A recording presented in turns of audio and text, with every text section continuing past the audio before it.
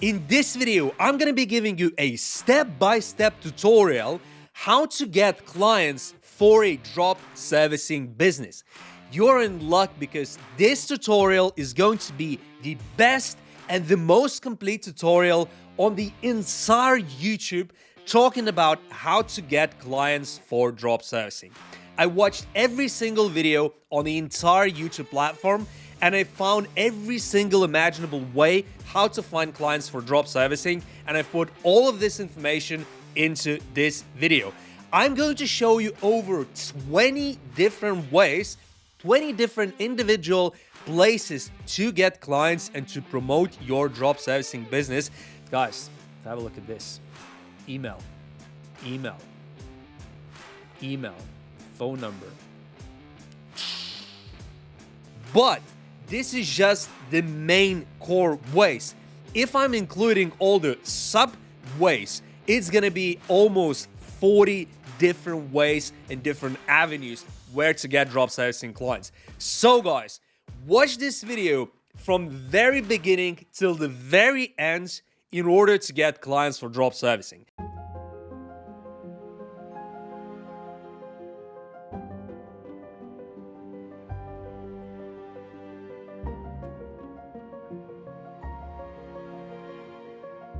Guys, my channel is now one of the biggest and one of the most established channels on the entire YouTube talking about drop servicing business model. I've done nearly 20 different videos on drop servicing just in the last 2 months here on YouTube. And guys, now I'm getting a lot of emails from you asking about, where do I get clients for drop servicing?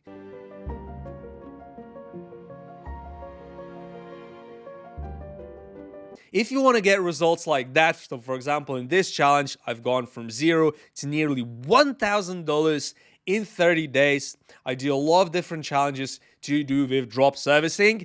And as you can see, just this one payment on my PayPal app was $600, $570.36 after all the PayPal's fees, just a single payment. So if you want to start getting results like that, making $1,000 or more per month, you need to watch this entire video and you will find clients. After watching this video, you're gonna start finding clients, 100%.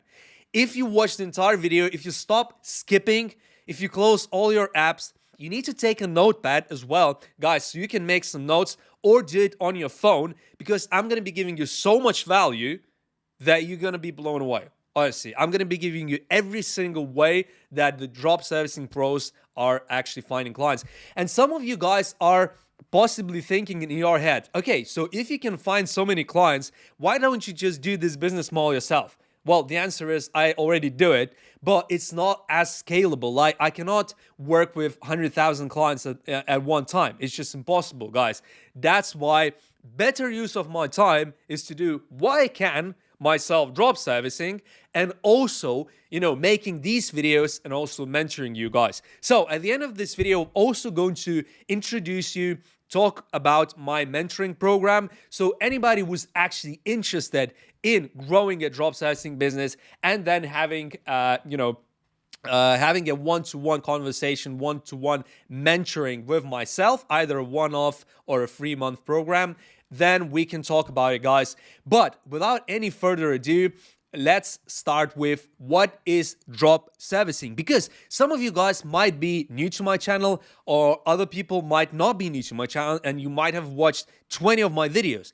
But the point is, drop servicing is a very, very simple business model. So we're going to be doing 2 things now. We're going to be talking about what is drop servicing, and 2, how does drop servicing work? So instead of just talking, I'm actually going to show you how this usually works in practice.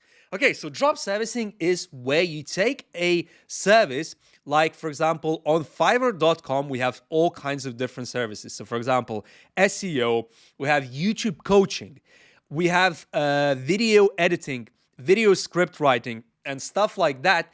And these services we can resell to other people in other places at a profit. So for example, in this case, if it's $85 to be your own YouTube consultant, or for example, if it is $9 pounds for a SEO description tags and stuff like that for a YouTube channel, we would be looking to resell that around, 3, maybe 4, maybe 5 times higher in other places. So for example, in this case, if we're talking about YouTube, we would be targeting YouTube channel owners, YouTubers, okay? And we would be offering that to them as a service.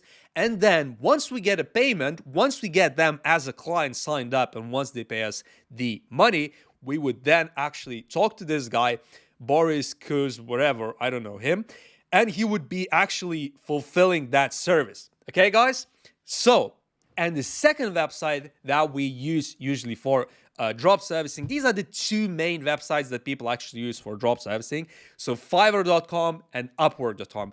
And this is the same kind of thing, guys. So in this website called Upwork.com is the same thing, guys. You can find plenty of different people. You can filter by their hourly rates. For example, as you can see, if you choose US only, the pricing changes dramatically. A lot of people, a huge portion of the people are actually charging above $100 per hour, per 1 hour, okay? And still quite a lot of people are charging around $30. But for the purposes of drop servicing, most of the time, guys, we're going to be using people from low paid countries, okay, where the wages are actually low. That's because if we get somebody, let's say from Africa or India or Philippines or Sri Lanka or wherever to do the work, they're gonna do it a lot cheaper than somebody living in New York, somebody living in California, somebody living in, any of the wealthy US states, or let's say UK, Australia, wherever. In those wealthy countries, we want to be selling stuff, not finding suppliers. And suppliers we want to be finding in lower paid countries. And that's why this model at some point was called service arbitrage. Now, most people know it by the name of drop servicing, but back in the day, a few years ago, people used to call it service arbitrage. Okay, guys, so now that you know how this actually works, so the same strategy, as I just told you, we would be reselling these gigs, right, to people in other places.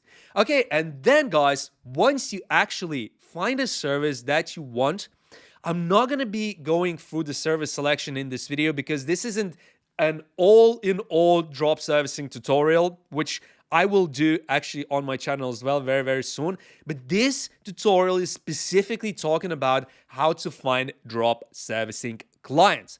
So now, guys, let's assume that you already have a niche, you already have a service offering in mind that you're going to be offering. And the first way that we're going to be finding clients is actually on Upwork, guys.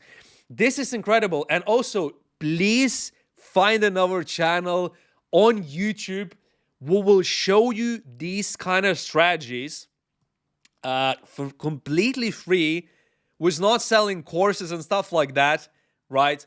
Guys, honestly, when you go to Upwork.com, there is a way for you to actually search jobs.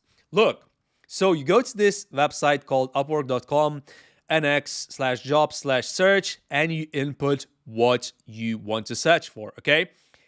Currently, I got around, let's see how many jobs there are outstanding altogether. Doesn't want to go back. But anyways, guys, I remember because I did it just a couple of minutes ago. There is nearly 150,000 jobs outstanding right now. Right now, I've actually searched by these keywords of SEO. That's why we have around 13,000 jobs. Okay, guys? So 13,000 people are looking for jobs to do with SEO right now. And we can actually input something else. We can input, let's say, Instagram. Let's just say Instagram. Sorry. We've got 27 jobs. Okay, maybe that's not that popular. So let's put web design. 22,000 services, guys. But I want to stick to SEO. And here's why. Because SEO is actually a service that can be outsourced on Fiverr for very, very cheap, and is a service that's usually very high paid. I'm not saying that every single client and every single gig on here is going to be profitable when it comes to SEO, but usually it is. So guys, let's just say that we need to find a client on Upwork.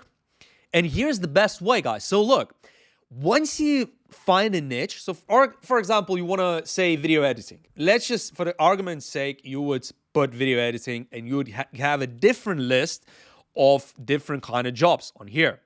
And as you can see, people are posting it. This is like 14 minutes ago, 11 minutes ago, 10 minutes ago, 8 minutes ago. Guys, this is mad. These are people looking, these are clients looking for people to actually help them with their jobs. And this could be anything. And guys, how do you actually then contact these people? How do you actually provide them the service? How do you actually pitch them this service, for example, that you will fulfill from Fiverr? And as I said, guys, on this listing, you actually can find a website. Not everybody shows that, but a lot of different web-related services like SEO, web design, web development, blogs, writing, and stuff like that, actually in the actual description, client will tell you what their website is. Let's go to this website. Let's go to this website. And yeah, and basically, we don't really care about what the website is about. All we care about is how do we actually pitch a service for this client and what does he actually want, okay? Okay, so I have a travel blog and I need free travel blog articles based on keywords research about SEO, keyword research, payment is all okay. The price, forget about the price. It doesn't matter. I'm just showing you a principle, guys. Okay, because as I said, there's nearly 150,000 jobs right now outstanding on this. So there is plenty of jobs at much, much higher rate. But what do you do then? So once you actually find a client, you go to their website and you can contact them. Look, here's his email. I spend around, I don't know, 2 minutes, maybe 1 minute to find a client that I know that needs a SEO service and it's posted 1 hour ago. And I can contact him by email. Guys, this is crazy. I'm giving you so much value. Honestly, just this tip alone is worth your like and is worth you subscribing to my channel. Guys, and this is just the first strategy that I'm showing you in this video. In fact, I would say that I'm going to be doing a masterclass of finding drop sizing clients, guys. This is not even a tutorial. This is a masterclass because I'm giving you 20 different strategies in this video. Okay, guys, second strategy. On Upwork.com, there is another way. So you can, of course, search for different jobs like that. You can, of course, guys, choose US only. I don't know why it's not showing any jobs for this strategy. Sorry, for this keyword. But anyways, it does show for other ones. There, as I said, there's literally hundreds. But here's the thing, guys. So this is one strategy where you're actively searching for jobs. But the second strategy is where you apply as a freelancer yourself. And then you could think about it, well, I'm not an SEO expert, right? Why and how could I actually list my services? How could I actually list my services like what these guys are doing? And for example, this guy has earned over $100,000 on Upwork. This guy, 10K, 30K, 4K, 60K, 20K, 20K, 300K. How can I list my services on Upwork.com if I don't actually know SEO or if I don't actually know video editing? And this is, guys, how you would do it. You can actually drop service from one website into the other. I've actually mentioned this strategy in one of my previous videos. But guys, in this video, I'm going to go into a bit more details how you would actually do that. So for example, the two best ways to actually go about this is, first of all, you need to actually find a really good niche where there isn't that much competition, or a service offering that has so much demand that the supply is not even enough. Okay, so I'm not necessarily saying that you just need to go for the low competition niches. I'm also saying that you need to go for the high competition niches, but niches that are currently super popular. For example, TikTok video editing. Video editing is a very, very popular service right now. And, sorry, TikTok. As you can see, there's 22,000 sellers offering TikTok video editing. What does this tell you? What does it tell you? 22,000 listings. This is crazy, guys. It tells you that there is a massive demand. And guys, let's quickly open up a few of these pages. I'm just randomly opening up a few of those pages. I want to see how many orders in the queue there currently are. Okay, 5 orders in the queue on this one. 10 orders in the queue on this one. 2 orders on that one. 13 orders on this one. And he has 613 different feedbacks. 5 orders in the queue.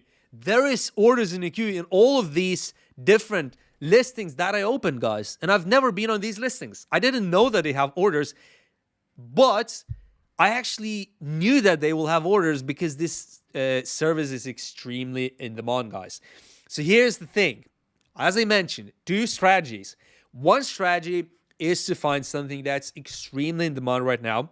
And how to do that is actually very, very simple. Just go on YouTube and, search something like video editing and then see what kind of things are people talking about right now. Sort by upload date, and you'll see what kind of trends do people talk about when it comes to video editing right now, this year. And you'll find out very, very quickly that TikTok video editing is super popular because TikTok is exploding right now.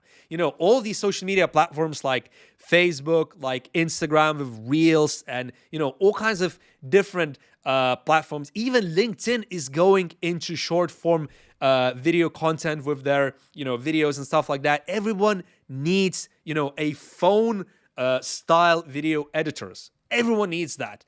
That's why this service is super popular. Of course, there's massive amount of competition, but there is massive amount of demand as well.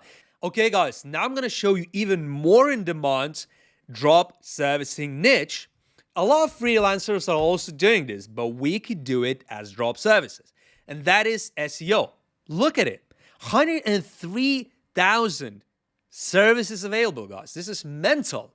Just how many different providers. What it tells you, what it should tell you, is that there is incredible demand because there is an incredible supply.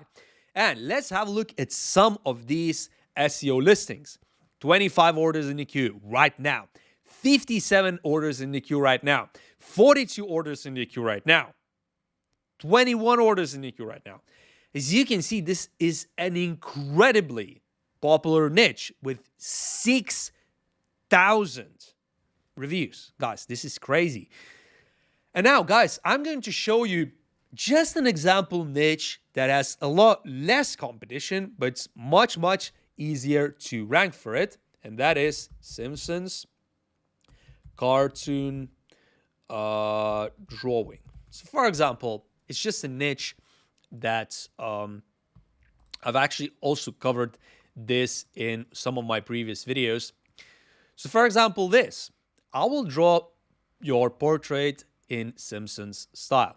So you would send them a photo and they would actually create a drawing like that. And as you can see, a full body service is around $10. Okay, it's printable. So basically people do this as a gift or as a meme for bachelor's parties, for birthdays and stuff like that. So as you can see, you can drop a service like that. And as you can see, there's hardly many reviews, right? And there isn't any orders in the queue right now. For example, this guy has 2 orders in the queue, okay? and the price is pretty much the same. Let's view another one. So 3 orders in the queue on here, and we've got no orders in the queue on here. Now, and there is 488 services available as compared to SEO, nearly 104,000 services. This is crazy, guys. This is not even 500. So this is an example of niche that is actually not that saturated, but has much, much lower demand. But guys, just so you can start thinking about what kind of niche you're going to be offering, because this is going to be super important, guys. You know, based on your niche, you will be able to look for clients in the right place. Because the wrong approach would be to start, for example, advertising a service like that to people who are in, I don't know, let's say professional services. Like, it's quite unlikely that these kind of services would be of interest to people in professional services. People in professional services like lawyers, accountants, and stuff like that, they're interested in SEO, they're interested in web design, they're interested in digital marketing, they're interested in Google ads and stuff like that. So guys, the first thing, as I mentioned, I just gave you a strategy of how to find clients. So then you need to think about, you need to get yourself into customer shoes. What do these customers actually need? So for example, in this case, the guy specifically needs SEO and keyword research. So let's go to Fiverr. I'm not saying that this is the perfect client because we saw the budget wasn't high, but what we do then is we search SEO keyword research on here, and we can see what kind of price points that people offering. So for example, I will write SEO optimized product descriptions, keyword research and stuff like that. And then guys, you start talking to this guy by emailing his email on his website as I showed you, and then you start talking to him and try to get a call. Guys, I teach you in all of my videos.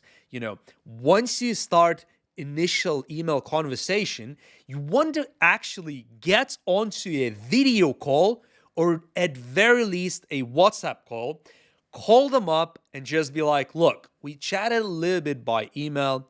Now, I want to talk to you on the call. I want to talk to you. I want to go through all the details. I want to go through the pricing. I want to go through all of the requirements that you actually need for a business. And I'm going to do everything what's possible to satisfy you. And I'm going to be offering you a very good price because, I work with different kinds of team members. You can just basically say that you have a small agency, but in reality, you're just a drop servicer and you have no idea how to actually fulfill those services, but you have a bunch of different freelancers that you can tap into when you have even a bigger project. So in some cases, you're going to be working with multiple different freelancers, So, and guys, here's the thing. So this is just the fast strategy, but as you can imagine, just think about it, how many clients you can find if you go through all these 13,000 jobs. And guys, it's crazy because just look at the times. All of these jobs are posted in the last 13 minutes. Guys, this is crazy. And some people are returning clients. For example, this guy has already spent 200. He's from Switzerland, United States, Sweden. Guys, this is just crazy. Honestly, this is just crazy.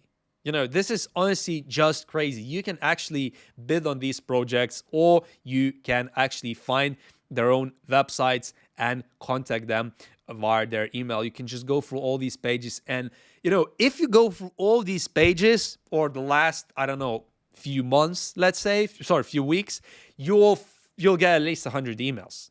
For any of these services, you'll get at least 100 emails. You email them all.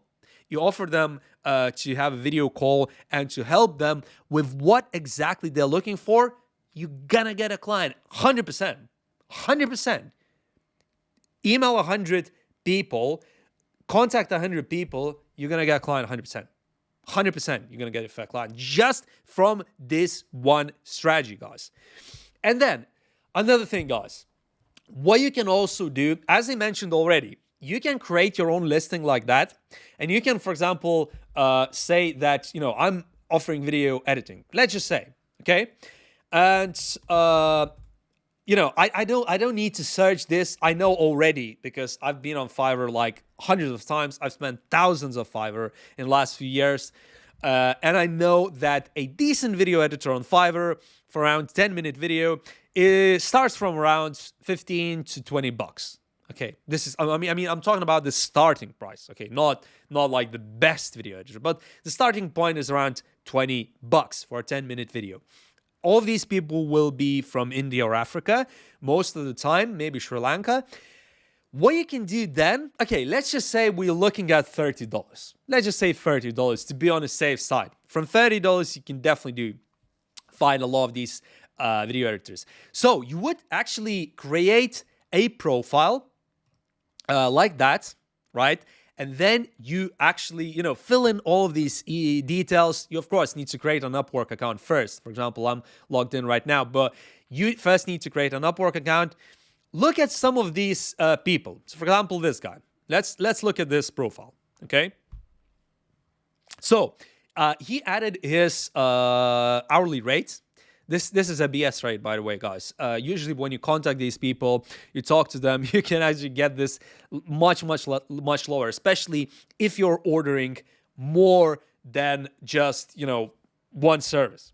So, for example, if you're asking this video editor to actually edit 10 different videos, you're not going to be talking about $30 per hour. You're going to be talking about $30 per one video or something like that, guys. Honestly, you need to negotiate because all these people, these rates are usually BS, okay? People just put a ballpark figure. This is just something to kind of put a benchmark so people think, oh, this guy is not the cheapest, this guy's like a medium level quality.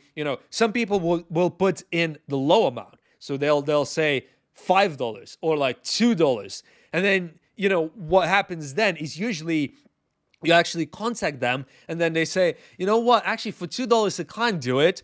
My rate is actually $10, and then it's just like, so you wanna, I don't know, guys. I don't know. Both ways could work. So some people put a very high rate and then they set an expectation that it's super high quality. This usually applies to people in US, UK, Australia, and those kind of Western countries. And people in Asia, very, very often, and especially India and Sri Lanka and some kind of countries, or Philippines, they usually put a very low rate, but actually when you contact them, they actually then bump the rate up. So it kind of doesn't make sense, but yeah, both of these kind of strategies exist. So, and here's the thing, guys, you add all of your, your education, you can add your website, you can verify your ID, this is very important, you can add your countries and stuff like that, and then, guys, you would actually, you actually start promoting this profile all over the place, okay? And guys, we can have a look at his complete profile. So, you can see the jobs that he's done. You can see his portfolio. So guys, as well, this is like super, super important. So, for example, people sometimes think about finding job sites and clients, and then they think, well, but how can I list my profile next to this guy when I don't have any portfolio? Like, I'm not a video editor. Like, how do I actually go about it, right? It's very simple, guys, because when you go here, right, and let's say you choose a supplier, which let's just say this one, okay? I will professionally edit Zoom videos and meetings. This is just an example, guys, okay? But you would actually download a video like that, okay? Or you can screen record it if you're taking it from Fiverr, or you just even contact the seller and just be like, can you send me some examples of your previous work where you did some video editing, and send me some examples so I can actually review, because you're inquiring as a client, right? And then what you do, guys, is you actually use that portfolio for yourself on another website. But here's the thing, guys. For the sake of ethics and for the sake of, these kind of platforms staying true, please do not find and do not look for clients with someone else's portfolio, not for that service provider. Guys, this is not good. So for example, if I'm using this seller's portfolio, I want to be advertising and I want to be getting clients specifically that I'm going to be using with this supplier, because if I'm trying to find clients with this portfolio and I'm actually then getting clients and using another supplier, there's two problems. First, ethically, this sucks big time, guys, because this guy spends so much time doing his portfolio and then you're just using his portfolio to get clients for another service provider. Guys, this just is really, really bad, okay? First of all. And second thing, and this is potentially could be even bigger, like if ethics isn't your thing, which it should be, but if it isn't, then there is a second problem. The second problem is, what if actually this is a very good portfolio, right? And then when you actually promote it to another service, you actually promote it to another client, and you actually use another service provider, that service provider actually cannot reach that quality or cannot reach that quality at that price, or the style is completely different. Then your client is going to be like, hang on a minute, the portfolio that you sent me is nothing like what this video, okay? So guys, that's the point. Why you want to find a service provider that you're going to use, or a supplier. Service provider is just another saying of supplier. For example, if you're advertising video editing like that, so let's say this is your profile, right? Let's say this is your name, let's say this is your city, and you then add his portfolio or any other portfolio on here for that matter, right? And you then actually need to be sure that if somebody hires you from here, right, you're gonna be able to fulfill that order with the same quality what the portfolio is. Because if not, guys, you're gonna be shooting yourself in the foot, honestly. And look, for example, 29 orders in the queue. So this, actually, this seller is quite successful, okay? So for around $60, she's editing under 15-minute videos. So this is actually where I'm going to be showing you another strategy. So you can do the reverse thing as well, guys, okay? Usually, why I started with Upwork, not Fiverr, okay? Here's the thing, guys. So as I said, the second strategy to find clients on these kind of platforms is to create your own profile. And guys, here's the thing. You need to create your own profile also on Fiverr.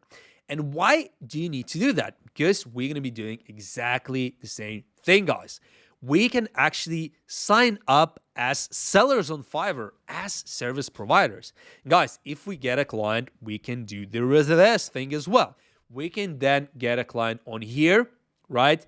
And then we would actually find a service provider on here, which is cheaper, that will be fulfilling our orders, guys. And we can do another thing, guys, as well. So on Fiverr.com, we can actually see arbitrage opportunities within the platform itself. The same thing applies to Upwork. Here's the thing, guys. Upwork is usually a little bit more expensive than Fiverr. I don't know why that is, but I've actually noticed that many, many times. And now when I'm actually spending money, when I'm in the mood to actually try out another service or get a freelancer or whatever, I very frequently use Fiverr. Very frequently. Every single month, I use it at least a few times, okay? And I usually go to Fiverr. I don't go to Upwork. Okay, guys, so as you can see, with video editing, there's so many different niches. For example, look, video editing or marriage proposal. It's another different niche. And sometimes people, they send questions to me like, how do I find clients for video editing? Guys, we're going to be going through different 20 methods how to find clients. But the point is, you need to also think about what kind of service you want to be promoting. And there's so many niches even within video editing. So, for example, here we're looking at video editing or marriage proposal, guys. This is a specific niche. Okay, here we're looking at TikTok video editing, gaming video editing, Twitch, YouTube. Guys, it's crazy. There's just so many niches. There's literally hundreds of different niches, guys. But of course, I already have a video actually on my channel how to identify and how to choose a niche. And the key thing with niches, guys, is you want to be finding a niche that has a recurring nature. This is the best. Okay, I'm also going to be talking about pricing. Just give me a second.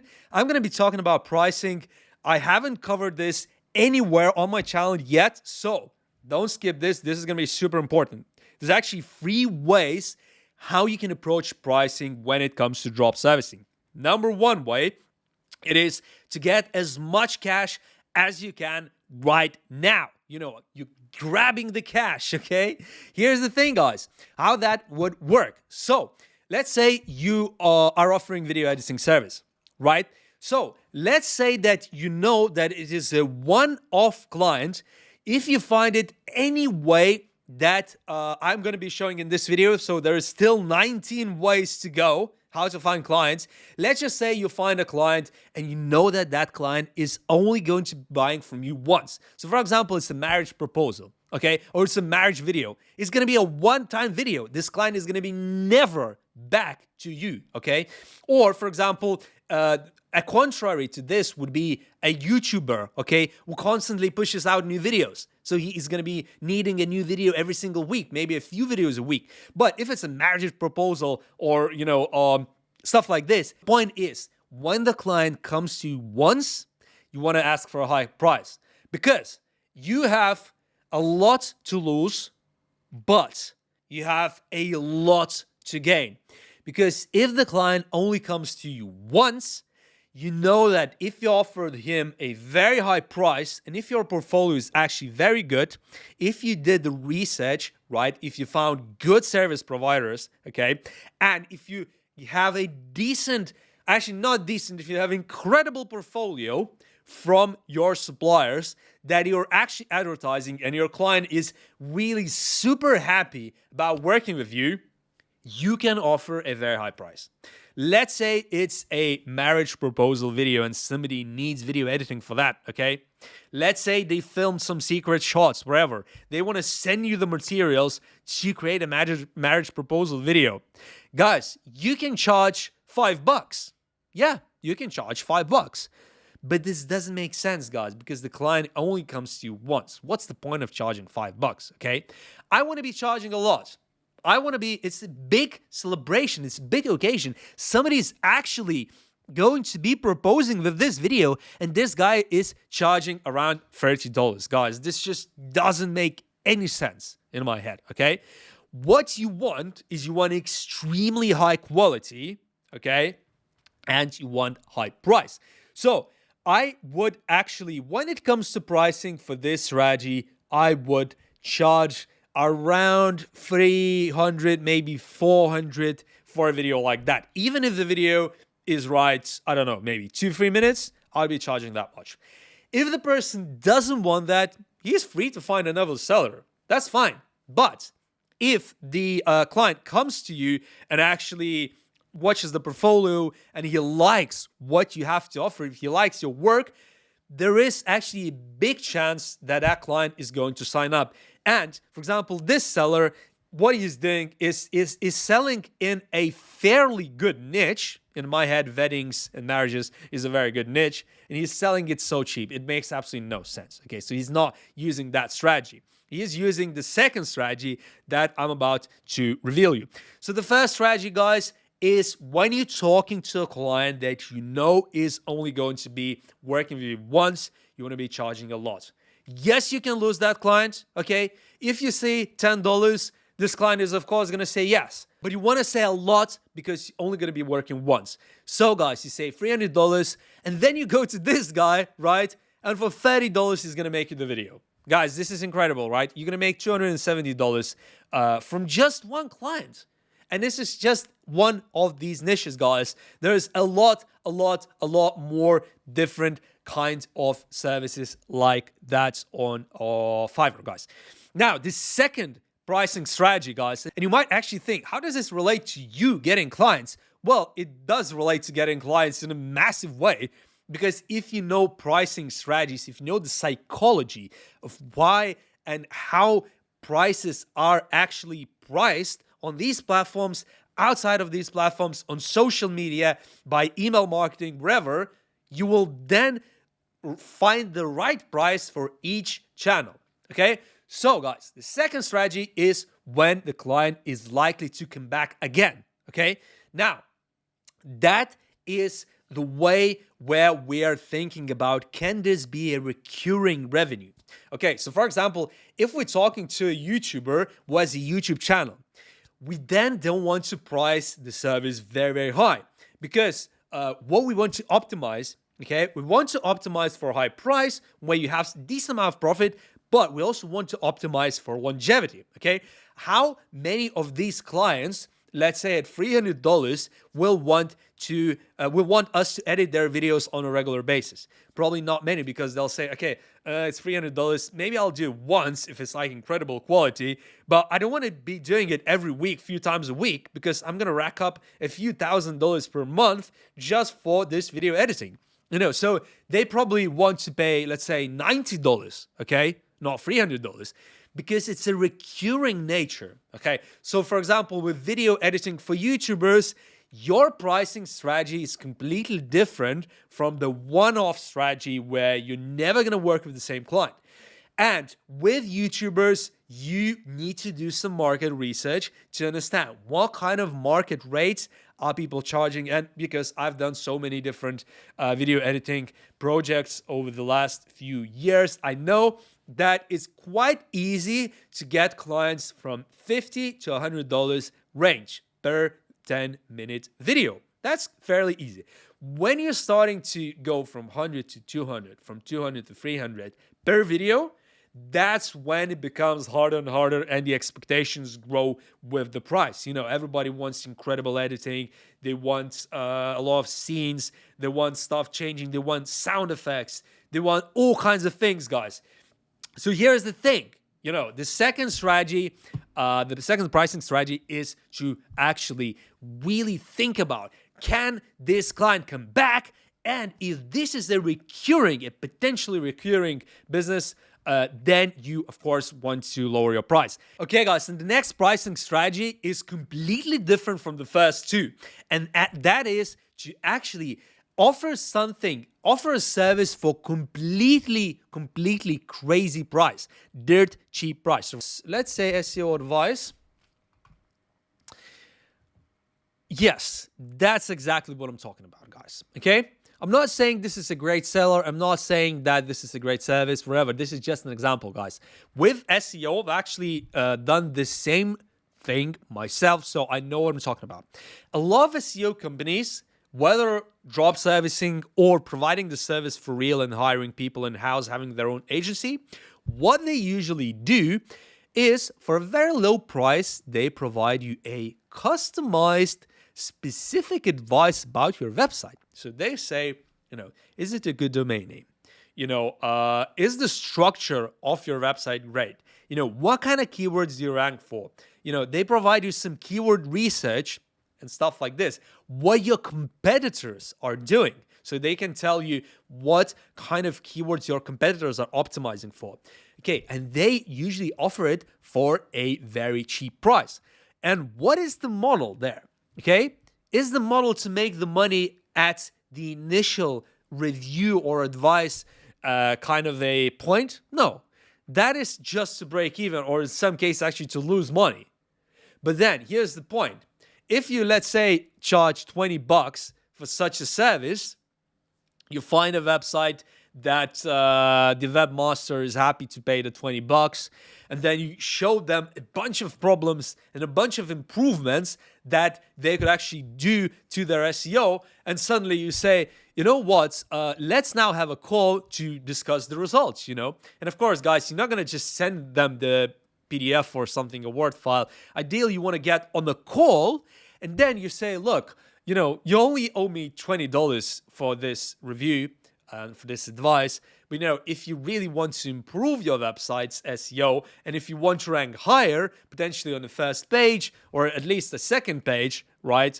Or maybe rank on the first page for some long tail keywords in your industry, Then we actually have a monthly package, which is, let's say, $500 a month. We're going to be giving you, some articles. We're going to be giving you advice about when it comes to technical SEO and stuff like this, guys. So there is on-site SEO and off-site SEO.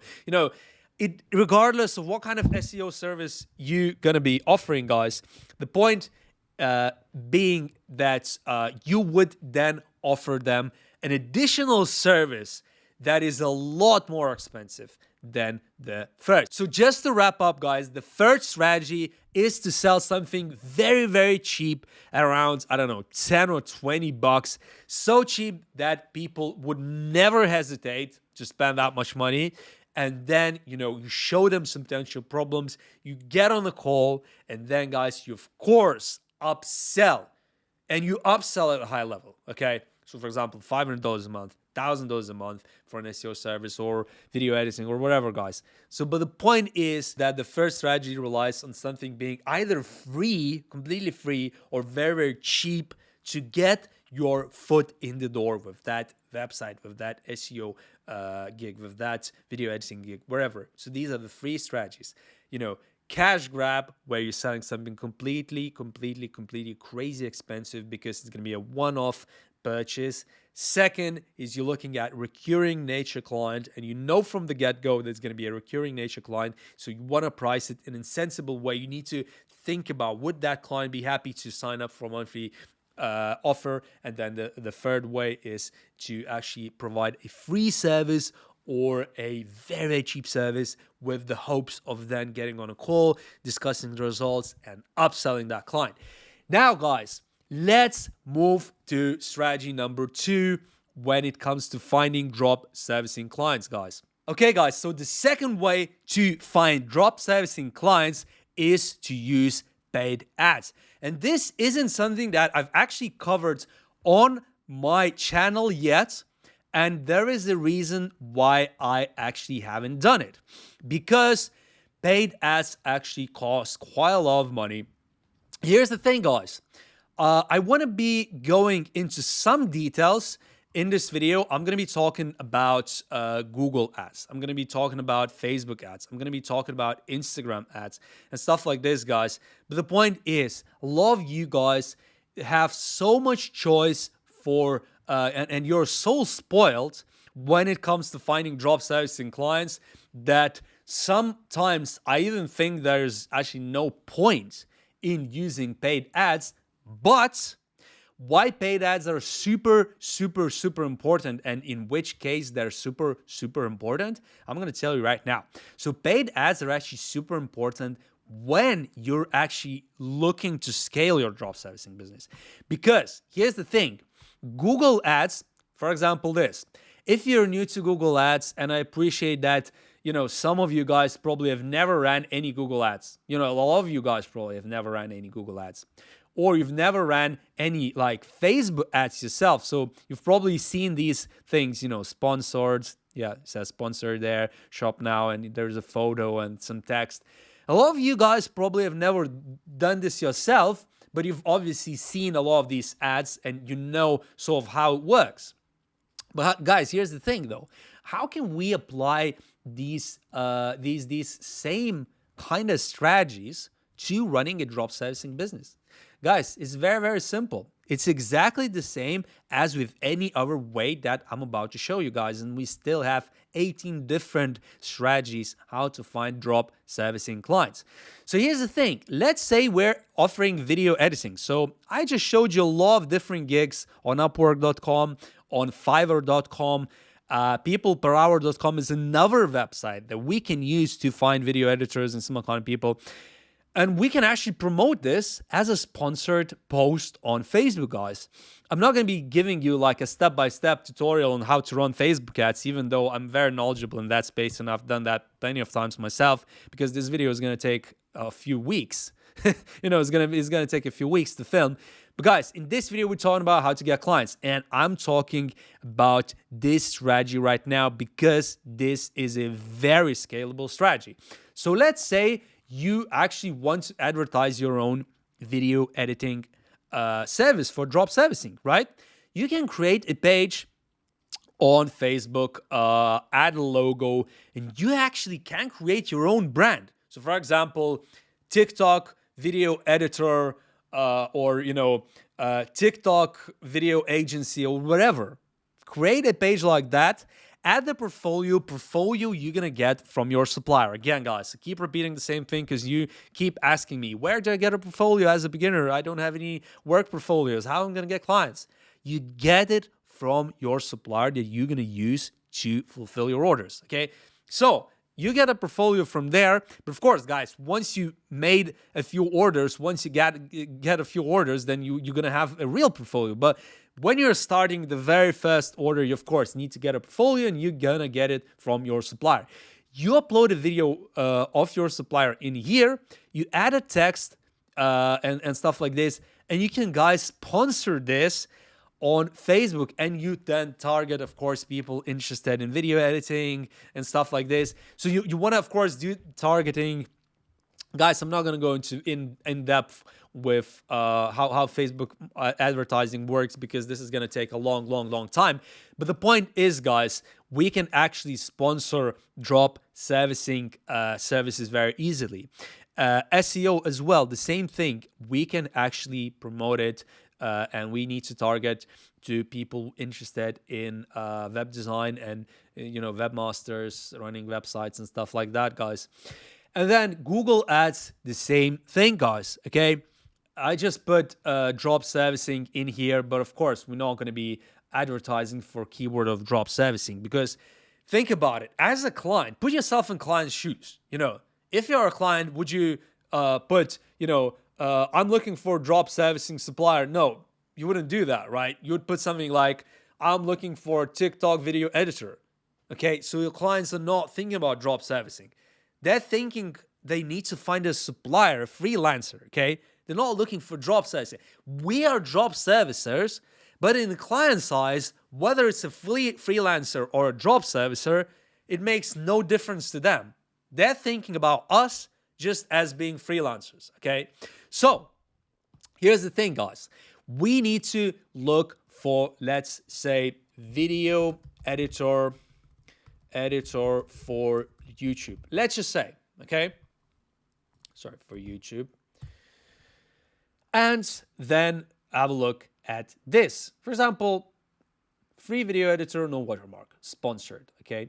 This could actually be your ad, okay? So you can create a website talking about video editing for YouTubers or video editing for TikTok or whatever, guys. Create a domain name, create a logo and stuff like this, guys. And then you can actually, of course, once people come to this website that you would create, let's assume this is your website, right? You can, this is a different thing. This is I think this is a software for actually video editing, right? But let's say this was our drop servicing website, we would say something different. We would say, we are a video editing agency. We work with YouTubers. Here's our portfolio and stuff like that. So build a website like that, and you can actually promote it on Google Ads for people to visit who are interested in video editing for YouTube. So these people would be very, very, very, very targeted, okay?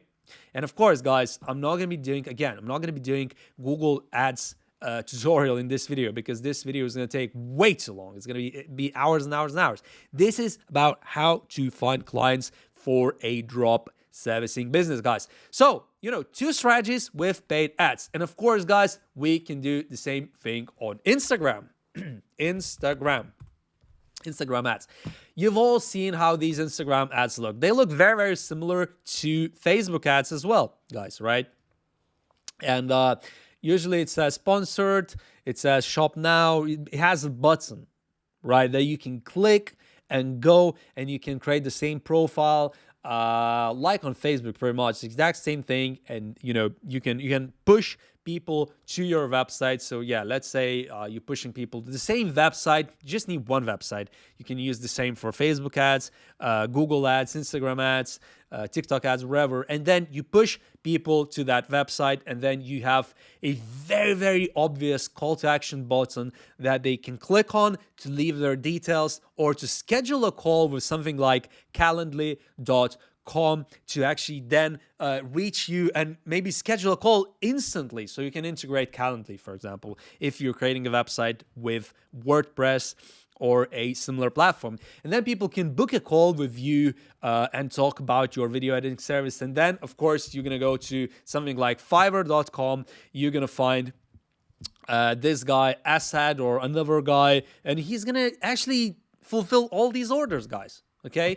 So you're promoting it on Instagram, you're pushing people to this site, which is your site, assuming, right? And then you're fulfilling it from this guy. And of course, guys, Google ads, Instagram ads, Facebook ads actually cost money and cost quite a lot of money. I spent thousands of dollars in the last few years on a lot of my different startups and businesses and to do with drop servicing. And guys, I can tell you that when you're actually promoting some drop servicing services on either of these paid ads, you want to promote high value, high ticket services. Okay, you don't want to promote, for example, YouTube video editing for shorts, YouTube shorts or TikTok shorts. That's not exactly what you want, because usually people want to pay around 10 to 20 bucks, maybe 30 bucks, like absolute tops, okay, for a short. Most of the time it's between 5 to 20 bucks. So, if somebody orders like 2 free shorts, that's, 20, 30, 40, 50 bucks for just one order. So, if you spend, let's say, 20 or 30 bucks to just get that one order, and then you get 30 bucks from your client, yes, you made the revenue, but like, what's the point? You made zero. So on these ads, you usually want to promote higher value services. So I showed you SEO just half an hour ago on this video. And as you can see, some of these SEO services are a lot higher price, okay? So for example, this guy is selling 700 SEO backlinks, okay, for nearly $900, okay? So if we create a website offering the same backlinks, okay, with do follow, okay, white hats, no BS and stuff like that, and we're offering it, let's say at, I don't know, 1,000, let's say 500, so around 2 times more that this guy is offering. If somebody actually goes ahead on our website and purchases something from this ad or from Google ad or from Instagram ad, we're going to, let's say, spend the same amount on ads for one client, let's say 30 bucks, right? We actually are going to make a few $100s, maybe like $500 or $600 in clear profit. Okay.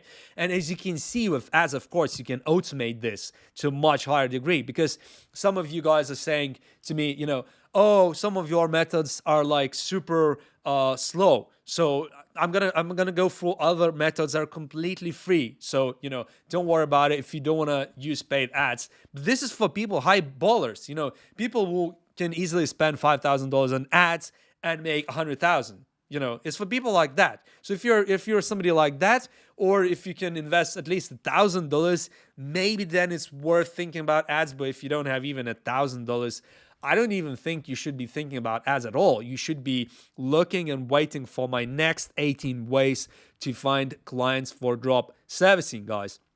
But of course, as I said, guys, it's a high risk, high reward kind of a thing, and you need to be promoting high value services, guys, because then of course it can become a profitable thing, guys. So the next strategy is influencer marketing. And guys, this is yet another strategy that I've never actually talked about, how to find drop servicing clients on my channel. So guys, you are going to love this strategy because it's super effective. A lot of people are using this for selling products, but we're going to be using it for finding drop servicing clients, guys. So how does it actually work? So you need to find a page that is relevant to a service offering that you actually offer. So for example, this guy, not necessarily, this is like a good example. I just want to show you how it works in principle, guys. You need to do your research, of course, and find a relevant page on Instagram that you can actually make a collab with, and this guy is going to be your influencer promoting your service. So this guy, for example, can push out a post like this, right? Or he can create a story or a reel or whatever with your offer, guys. Okay, so we can actually message this page and say, I am a video editor. I offer video editing services for real estate agents. And if you find clients by posting on your page, I can give you, let's say, a 10% or 20% or 30%, 50%, whatever referral fee for any clients that you bring on from your side. Or another way, you could negotiate a one-off fee. For example, they're gonna post, let's say, for $100 or $200 or whatever the thing may be, depending on the niche and depending on the size of the channel, depending on so many different factors. And when they post it, you're not gonna pay anything else to them. There's gonna be no referral fees, but there's gonna be a one-off fee where they actually promote you heavily on their Instagram page. And the same thing can be done on any other social media account on, let's say, Facebook as well. And the same thing on YouTube. So for example, on YouTube, how do we actually contact these influencers? It's just an example guy. Oh, this guy doesn't actually have this email, but let's find another guy. Let's say this guy, okay? We go here, we go about, again, doesn't have an email. What is wrong with these people who don't have their emails on their YouTube? Honestly, it makes absolutely no sense. Right. Back to YouTube, and we are going to go to, let's say, this guy, okay? Quickly, let's go to about section, and I hope that this guy actually has an email address. Yes, he has. So it took me about a couple of minutes to get an email address, and I've got it, okay? Now, I can email this guy and say, look, this guy is actually a very, very relevant channel. So digital product business for beginners, step-by-step tutorials and stuff like that. So for example, if you're offering SEO service, let's say this service, right? You're drop servicing this service for $1,500, let's just say, right? You can email this guy and say that, look, there's two ways. There's one way where, you feature my service at the end of your video or in the description of your video, and you talk about, how if anybody has websites, if any of these entrepreneurs watching his videos are interested in actually SEO backlinks, he has a referral scheme going right now. And if somebody uses his link, and if he brings a customer, you would pay him a referral fee. Okay, so you can do the same thing on YouTube, and that's how you actually contact these influencers. It's very easy. It just took me about a couple of minutes to do. But then, guys, of course, some of these channels, especially more established ones, including myself, actually, if somebody tells me that, I always just say no, because like I don't want to waste my time without any upfront payment. This channel has 7,000 subscribers, so it's actually quite small as well, and maybe he would agree with that. Personally, I don't even agree with that myself, so yeah, I don't know. But what I would prefer is that, if I put something in the description or you contact this guy or wherever, he gets paid once, but then the same strategy, guys, as I described before. if he brings you 10 clients and you make $10,000 or $5,000, whatever, he's not going to get anything, but he already got some money from just talking about your service or including it in video description or including it at the end of the video, wherever. So basically sponsoring that video for an upfront fee, but you have no, he has no risk, but he doesn't have a very high reward. And for you, you have some risk, but you have a massive reward because, if suddenly it works really well and he brings you a ton of clients, you make $5,000, you don't have to pay him anything and you made a huge profit, okay? And you just spend, let's say, $300 on this promo. So guys, that was it when it comes to influencer marketing. Let's move on to the next strategy. Okay guys, so the next drop servicing client finding strategy is actually email marketing. And you might think about, oh, this is actually somewhat of a obvious thing, right? But then when you think about it, how do you actually get emails? Okay, email marketing, this is super simple. Well, where do you get the emails to actually advertise for, right? And it is super simple, guys. So again, depending on your niche, you can actually get a ton of clients from YouTube. There's all kinds of channels on YouTube. So I just showed you just in the previous step how to find an email address for any YouTuber, and you can offer them anything from graphic design. You can offer them anything from pretty much any kind of a service that you wanna actually advertise, you can offer to YouTubers because there's gonna be a YouTube channel who is in that area, guys. So for example, if you are interested in, let's say, video editing for real estate agents, you can find people who are in real estate space and you can offer them video editing for real estate. For example, this guy, Ryan Pineda, it's a very popular YouTuber.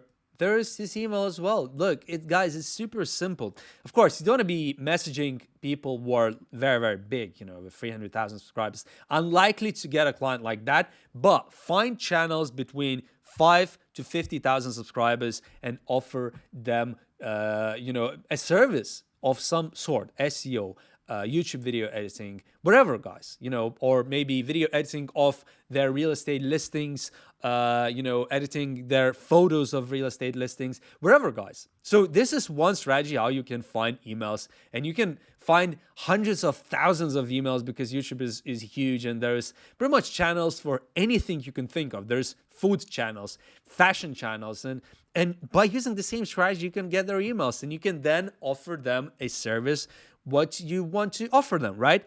The next strategy is actually super simple, and it's of course not that difficult to do, but that is to actually go on google.com and let's say you search for some kind of keywords. So for example, in this case, I search for craft tea maker UK. Okay, so I just wanted to find a small sort of startup when it comes to craft tea, okay? And I found this this page. It is sponsored, okay? So I came into this website from a Google advert. So what it tells me, it's a small business. Also, look at this pixelated background. It's obviously a small business, and it's a small business that definitely needs SEO, that definitely needs digital marketing, that definitely needs Google Ads help and all kinds of things, design. And then how do you actually get these emails? It literally takes seconds to find one email. So look, I just went onto Google, typed in a keyword, and I've got an email within just a few seconds, literally. I even got a WhatsApp number within literally seconds, okay? And I can actually message this WhatsApp number and offer them some kind of a service. For example, SEO or video editing, or I can offer them, let's say, a custom promo video. So just send us some photos, just send us some shots, and we're going to make you a custom promo video. Then we go on Fiverr.com and we find a supplier who's able to do that specific service that we're offering to this company. Of course, guys, you can send an email as well. So WhatsApp is incredible, but Sorry, not WhatsApp. Yeah, WhatsApp. Actually, they are even using it with WhatsApp. So you can send a normal text, you can send a WhatsApp text, and you can also send an email. So there's 3 ways how you can actually contact this business owner. And when it's a small business, usually you're gonna go through to either a person very close to the business owner, or somebody was actually the business owner. So he is a decision maker. So the point is, guys, when you're going on Google and trying to find clients for your drop servicing business by just using Google search, you need to be really, really, really, really laser focused on small and medium-sized businesses, okay, guys? You don't want to be messaging Coca-Cola, McDonald's, Facebook, Google, and stuff. You're not going to get clients.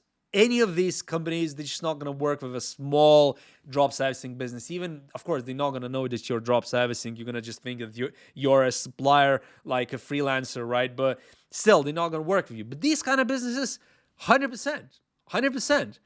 They can, that's their only choice. Like they cannot work with massive agencies. They pretty much have to work with freelancers. And we are drop servicers. In their eyes, we're freelancers, pretty much. Guys, I'm giving you so much alpha in this video. Honestly, you are not going to find this anywhere, literally anywhere on YouTube when it comes to finding drop servicing clients. Anywhere, okay? You search for linkedin.com, @gmail.com, and then you type in your keyword. Small business owner, bar supervisor, bar restaurant supervisor, managing director. Guys, have a look at this. Email, phone number. Guys, this is crazy. Honestly, I'm giving you so much value. This is another thing that I'm giving you completely free, guys. Honestly, this is a massive hack. If I spend an hour by maybe, for example, this keyword, I want to find restaurant owners, managers, and owners. If I spend an hour scrolling down and copying these emails, within just an hour, I'm going to get at least 100 emails for free. Honestly, guys, this is just copy and paste, and also have a name as well. I have a name of this guy as well. Look, this is crazy, guys. So this is how you can find people for any kind of a keyword. We can modify that. We can put a cafe. We can put a roofing.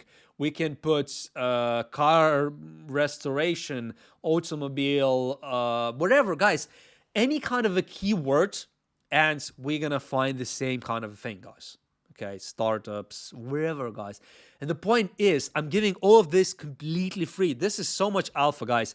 Nobody making drop servicing videos on YouTube is going to give you this way. In fact, if you're not subscribing right now, and if you're not actually, if you're not watching this video and you're not looking at the next so many different ways of finding clients after this, I don't know, guys, honestly, because I'm going to be giving you so much more alpha in this video. So, make a note of this, because this is an incredibly powerful way to find clients for drop servicing and even for freelancers. So people who are actually doing the service themselves, this is an incredible way to find client contact information, and you're finding their phone number, and sometimes, sometimes phone number, but almost always their Gmail, okay? And you can, of course, do another thing.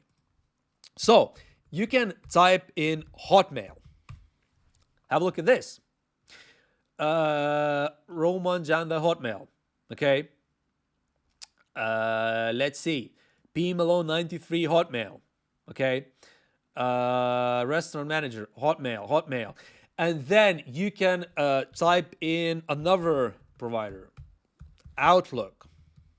Bam. Same kind of thing. Sandex Ltd UK at outlook.com, managing director. Okay.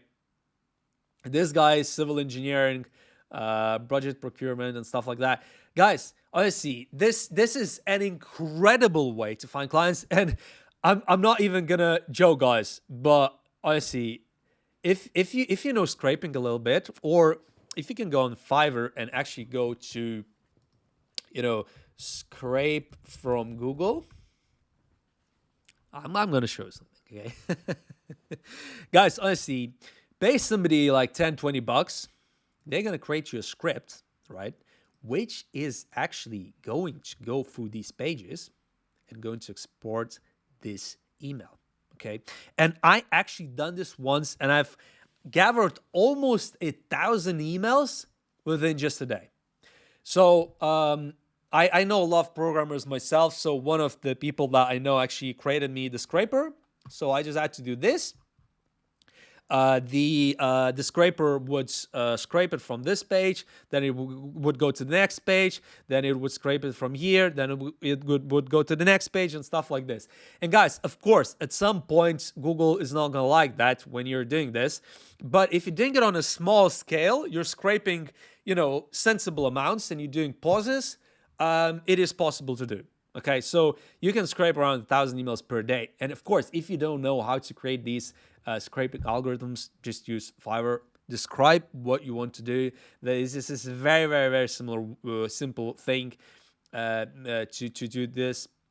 Describe this. Also, what you can do is you can click Control F, okay, and type in gmail.com, right? And this is how you can quickly go from one to the other, okay? You go down, and as you can see, Gmail. You see? So quickly finds you where those Gmails actually are. So you don't have to spend that much time. And you're like, oh, this is Gmail. Okay, this is Gmail. As you can see, a very, very, very simple strategy. So you hold Control F, and then you're going to find this. So guys, final way how to go about email marketing. You guys are going into Fiverr.com. You can do the same thing on Upwork as well, guys. But just type in, let's say, restaurant email list. Okay? Look, so this guy will actually do email collection, email scraping, and whatnot. Okay? Look, so 2 orders in the queue. So this guy will give you 60 sales leads with valid email, LinkedIn address, and phone around $10. Okay, 1,000 leads at around $160, guys. This guy is gonna give you 1,000 restaurant leads at around $50. Okay, and this is how it's going to look. So it's going to have the name, city, zip code, address, phone, website, and of course it's going to show the email, but he doesn't want you to give those emails for free right now. But look, he is showing those emails there as well. And another example, look. So the email and the LinkedIn profile, the names as well. And guys, these kind of people, sometimes they do the scraping, sometimes they actually do this manually because where's the seller from, for example? This seller is from Bangladesh. They can sit on their computer all day for a few dollars because the living costs in their country are low, so they can actually do this manual as well. Some people actually do this manually, believe it or not. They will actually manually find you 1,000 emails. I've hired a ton of people like that, and sometimes they legit do it one by one because when they work, they usually send you a sheet, or you can create a Google sheet and say, work on this sheet, and you can see live when they're working. So when you pay, they will start the collecting the emails, and you can go on that Google sheet and you can live see how they're doing the research. They're copying and pasting all this information, so you can pretty much understand that they're not actually scraping those emails. So I'm not sure whether this seller does it like that, but I've seen it plenty of times with my own 2 eyes when people are actually manually finding 1,000 leads for this very, very low price. Of course, people in Western countries just would not be able to do that because their living costs are extremely high. So guys, this is the final strategy when it comes to email marketing. And then guys, once you actually have a list of emails to email, so for example, you get a list like that, right? I'm not suggesting you to email these people, but this is so cool that this guy is actually giving away quite a lot of emails. This is like 30 emails perhaps, right? And let's say you have a list like that. and you want to be offering, let's say, either digital marketing or SEO or Google ads, Facebook ads, wherever, to these business owners. Okay, how do you actually send those emails? So if you don't have any budget, you are actually going to be able to use just a simple Gmail. Honestly, believe it or not, you can just use a simple Gmail for that amount of emails. Easily do that. Probably you can include it into BCC. If you don't know what BCC is, it's basically blind copy. Okay, so if you dump all of these emails into the email recipient section, all these people will understand that you send a mass email and they're all going to be really, really pissed off. So what you want to be doing is you want to find a section which says BCC and you dump all of these emails in there, and then all these emails are going to be sent to them in one go. The only downside to this, you then cannot customize it if you do it from Gmail. So you can't say hi Benjamin, because then it's going to show hi Benjamin for all of these people as well. So if you did the BCC route, the benefit is that you send all these emails in one go, and none of those people will know that you send a mass email, okay? Because you're sending a blind carbon copy to them. They're not gonna know that you send a mass email from your Gmail to them. They're only gonna receive that email as a single email, okay? But the downside is that you cannot customize it. If you customize it, you have to then send it one by one if you're doing it from Gmail. The next option is to actually use something like MailChimp. Okay, MailChimp is one of the most popular email automation software. Right, so you can actually start the free trial, and MailChimp is actually, you can actually do it for free. Okay, but it's a very limited, very limited service out there. 1,000 emails. So like a proper drop sizing outreach, if you're just doing 1,000 email sends per 1 month, you're not gonna get almost anywhere, guys. Okay, I'm gonna be very honest with you.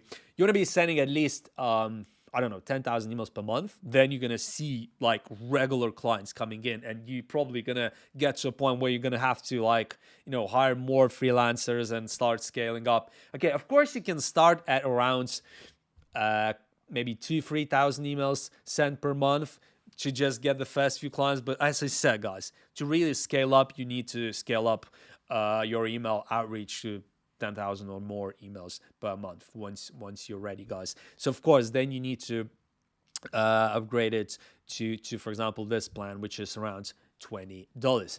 But the downside of using MailChimp, guys, is it doesn't say anywhere on here, but I know that because I've done a bunch of email marketing, guys.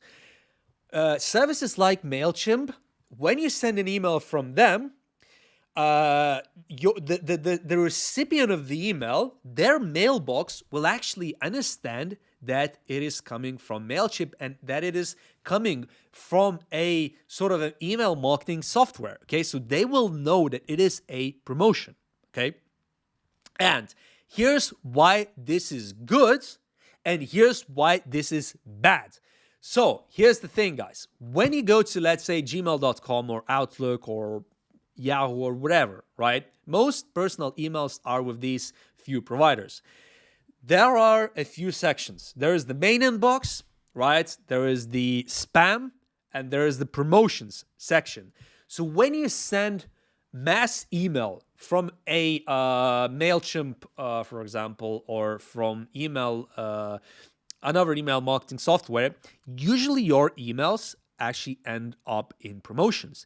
They don't end up in spam, usually, because these kind of services, their domain names, if you're using their own domain names, their own domain names they already have, they have a pretty good reputation. So the deliverability is actually pretty good, okay?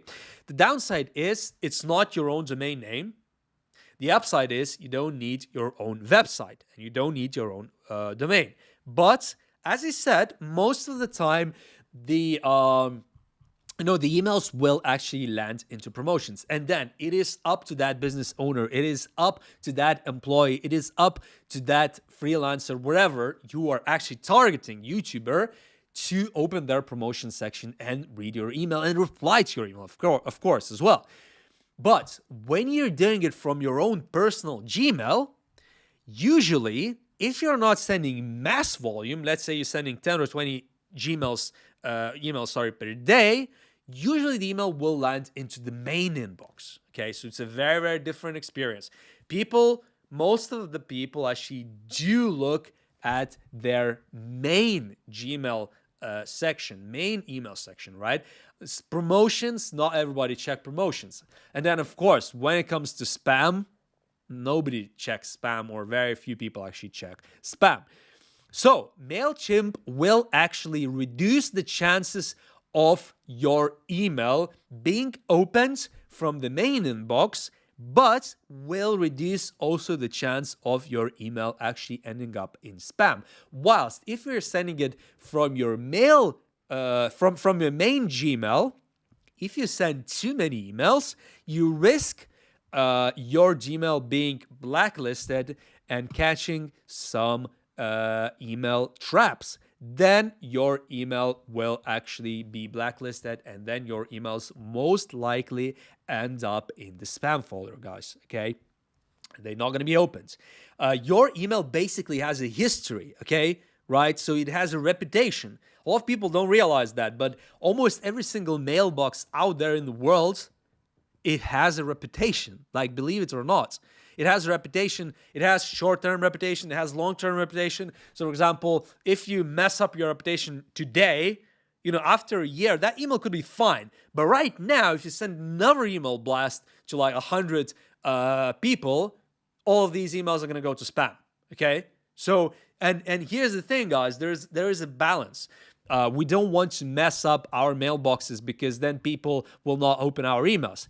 And the final solution, which actually works the best, and this is an advanced strategy, because on this strategy, you can dump in 1,000 emails and you can pretty much send 1,000 emails in one go, all right?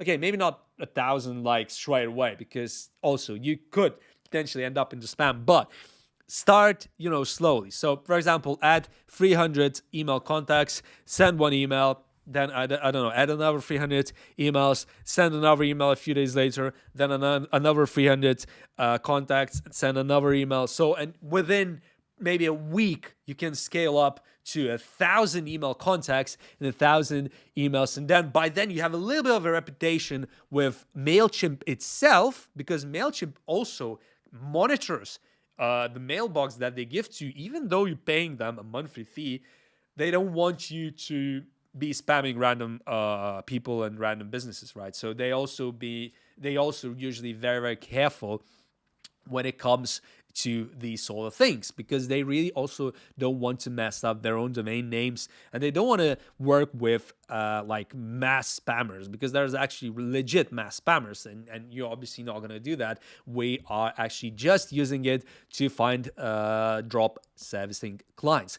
And the final way, guys, is called instantly.ai, and this, guys, is my main tool that I actually use to find drop servicing clients when I'm using it for email marketing. So let's say you find this email address from my strategy that I just described to you, okay?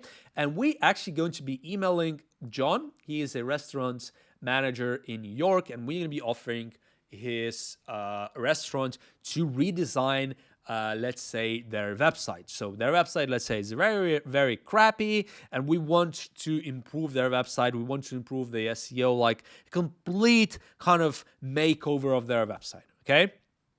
And because he's in New York, we can charge a lot, okay? So let's say $2,000 or $3,000 minimum for a complete redesign and upgrade to their SEO. How would we actually go about this with Instantly? Okay, so I'm not going to be creating a new account right now, but if you're new to Instantly, if you never had an account with Instantly, you would actually sign up for one of these plans, okay? And I suggest to just go with the growth plan, honestly, because like with 1,000 active leads, here's how it works, guys. So let's say you add, let's say 300 leads to start with, okay? You send them off for a couple of weeks. If you don't get anywhere, you can remove them, right? And then you can add another 1,000 leads. And guys, by doing that, you can always have just 1,000 leads, but you can actually send around 5,000 emails per month. So it is a sizable amount for anybody just starting out drop servicing. 5,000 is kind of a right, okay? So why Instantly is good and how it differs from sending an email from a simple Gmail account, and how it differs from email marketing software like MailChimp. Okay, so MailChimp, as I described, all the emails usually end up in promotions. And in the eyes of mailboxes, MailChimp is an email marketing software. So most of the mailboxes understand it is probably a promotion, okay?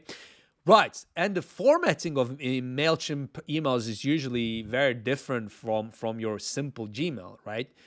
With Instantly, here's the thing. It's a mixture between a simple Gmail and a mixture between MailChimp. So how does it work? Why does it say unlimited email accounts? So what you can do on Instantly is you can actually add a Gmail account, okay? You add a Gmail account, and then you can send Gmails from Instantly, okay?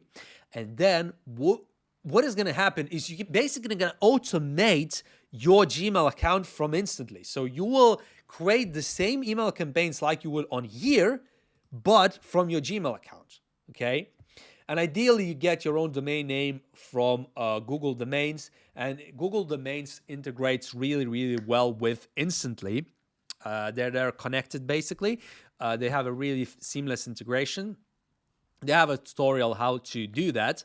And then you're going to be sending emails not with kind of promotion formatting like MailChimp would, but you're going to send it almost like a personal email. And most of the time, if you're not sending huge volume, most of the time the email will actually go into the main inbox. Okay, guys?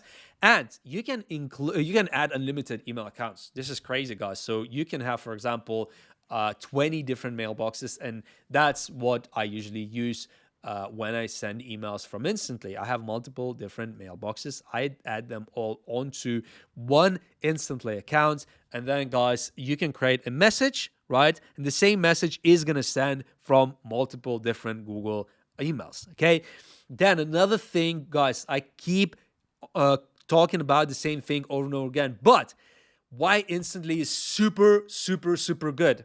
This email warm-up function, guys. Even in this plan, you get it, okay?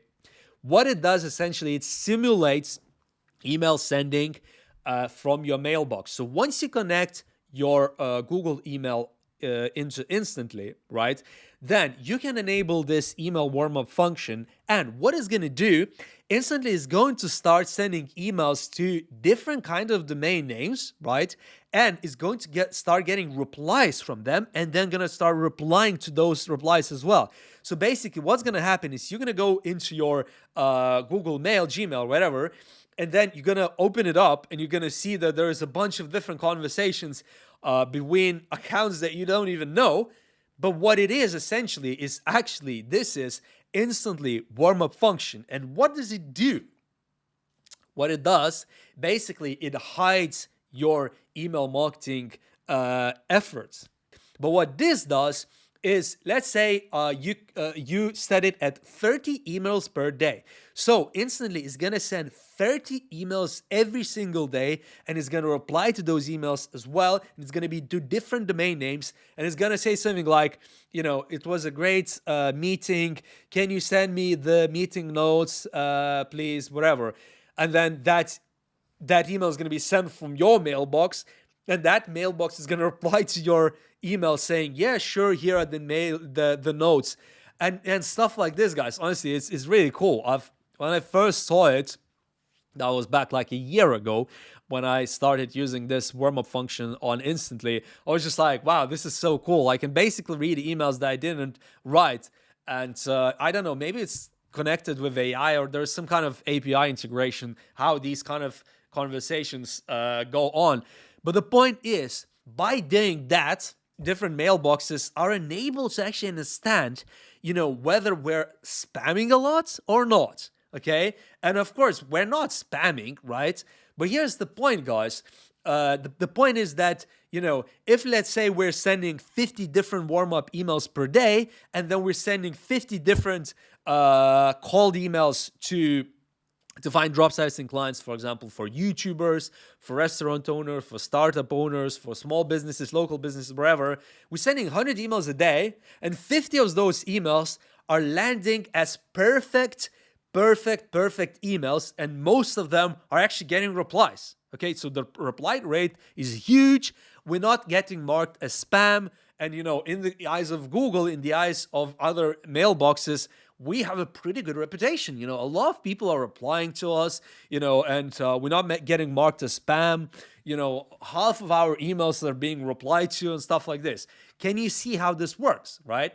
Okay, so this email warm-up function is absolute game changer, guys, and I don't know if MailChimp has that or any other email automation service, but Instantly does have it, and this is a game changer because the deliverability rate and also when you sign up for Instantly, it's going to show the health of your email. So sometimes, for example, it's going to show that your health of the email has actually dropped, so you can actually pause your campaign. Okay, and why does it drop?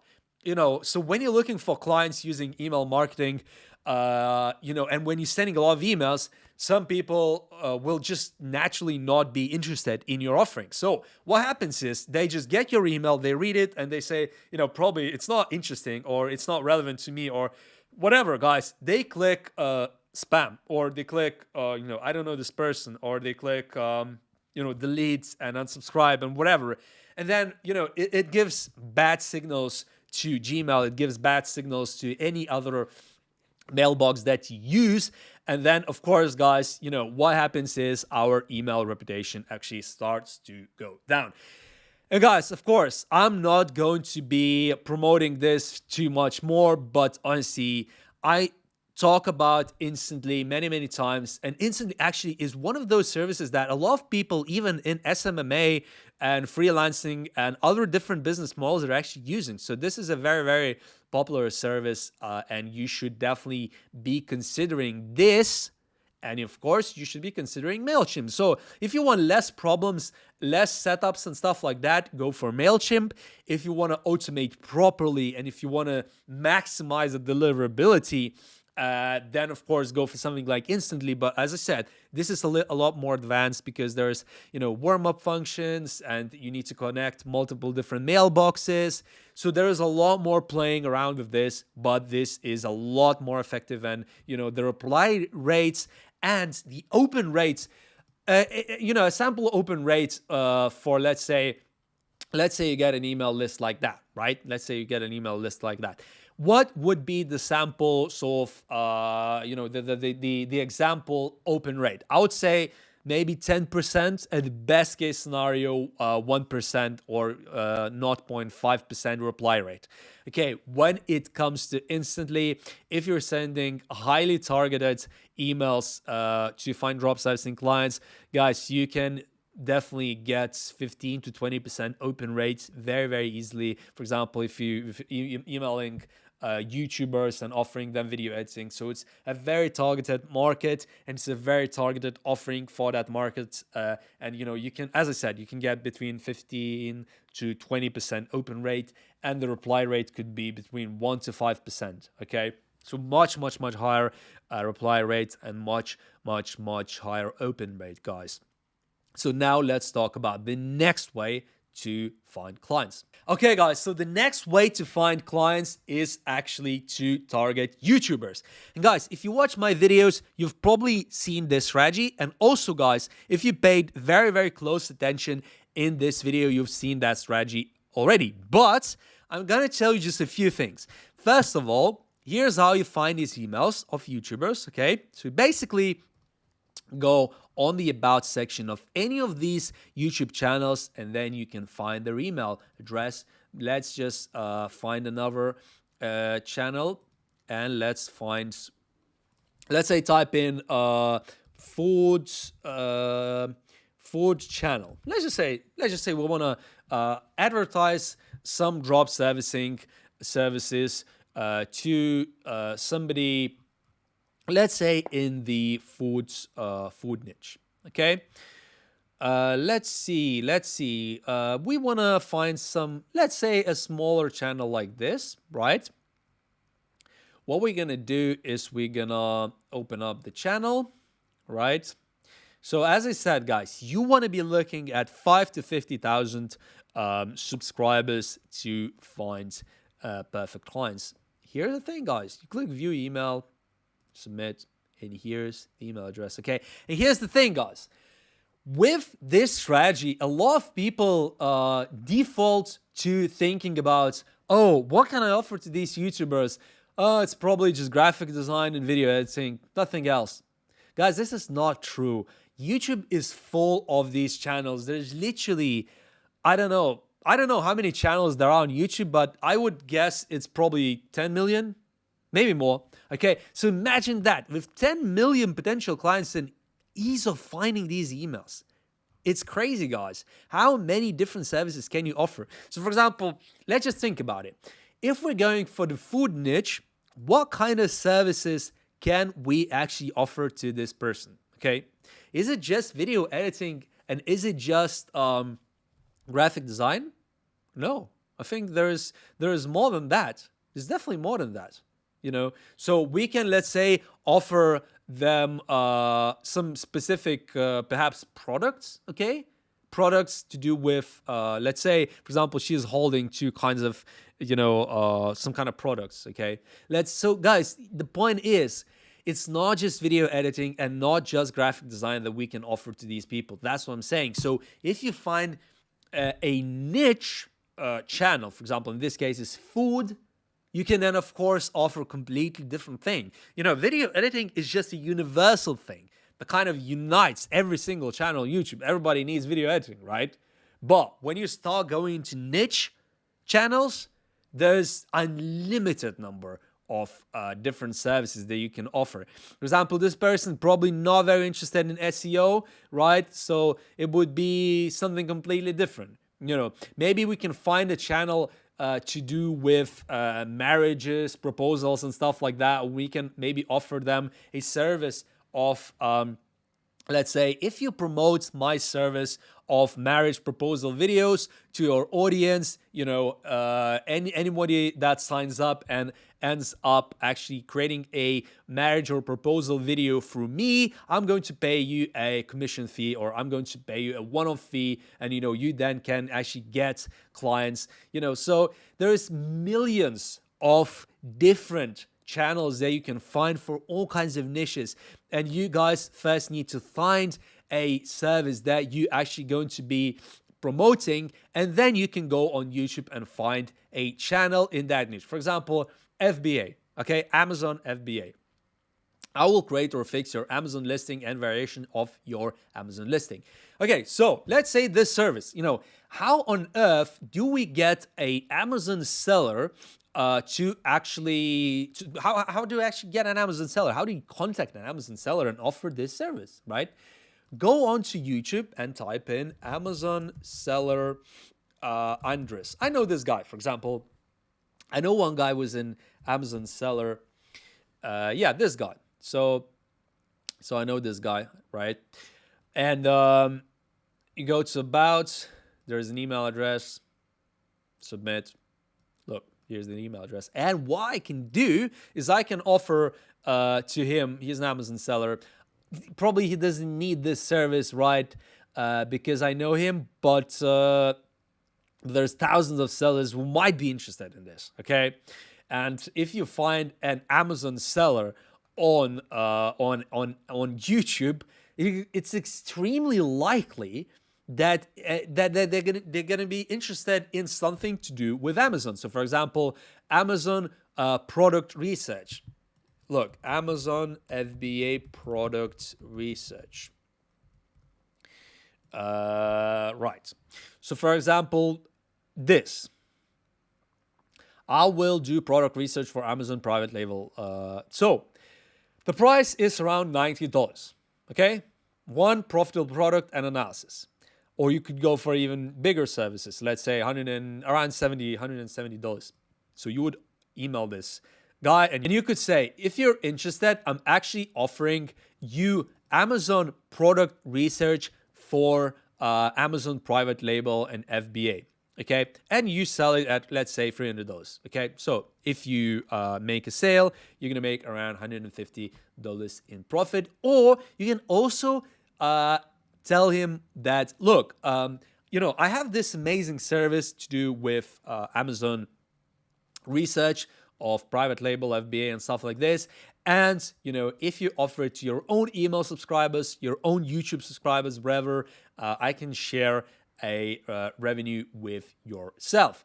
So, and then, for example, you can either pay a one-off fee for a promotion of that video, or you can suggest him to actually make a revenue split. So for example, if you find 10 clients, you make $1,000, let's say $500, you're gonna give him, let's say, half of it, and you're gonna keep the remaining, which is $750. Then he could do it for free, completely free, but he knows that if he finds at least 10 clients, he's gonna be getting nearly $1,000, nearly $1,000, right? So, guys, and here's the thing. This is a manual way, and I told you many times on my channel that you cannot actually find a lot of these emails from one YouTube account, okay? So from this YouTube account, I cannot actually do this strategy like multiple times, and I cannot find 1,000 emails in one day. But then how can you get more of these emails? You need to create more Gmail accounts, and then you can actually export 6 emails. I believe it's 6 emails per day. So for example, if you actually create 20 Gmail accounts, okay, just log in with another Gmail account, and then you can actually get 6 emails again. Then log in with another one, you can get 6 emails again. And if you do that for a week, every single day with, let's say, 10 email accounts, so it's going to be 60 emails per day, and in 1 week it's going to be a few hundred emails, guys. It's crazy. So you can build your email list very quickly using this strategy and using 20 different Gmail accounts. And those Gmail accounts you can, of course, create completely free using Gmail. So guys, and another strategy to then, of course, get YouTuber email list is basically typing in YouTube email list. Okay. As you can see, there's 171 services available. And so, yeah, basically all you do is you go and find some of the sellers on that can basically give you YouTuber email lists. So all they did is probably they did the same thing what we're doing here, but they collected those emails once and then they are reselling it. Okay. So guys, here's the thing. So let's say we are going to be opening up, let's say this. So 2 people have bought this gig. So here's the thing, guys. What these people usually do for you, they actually give you the email address, they give you the channel name, they give you the number of subscribers, they give you the channel URL, and then, of course, guys, you can, of course, tell them what kind of niche you want to be getting the emails from, because if you're offering, let's say, SEO, you don't want to be buying emails of gaming channels. It makes no sense. Or food channels or esports channels. SEO is more suited for digital marketing related businesses. Okay.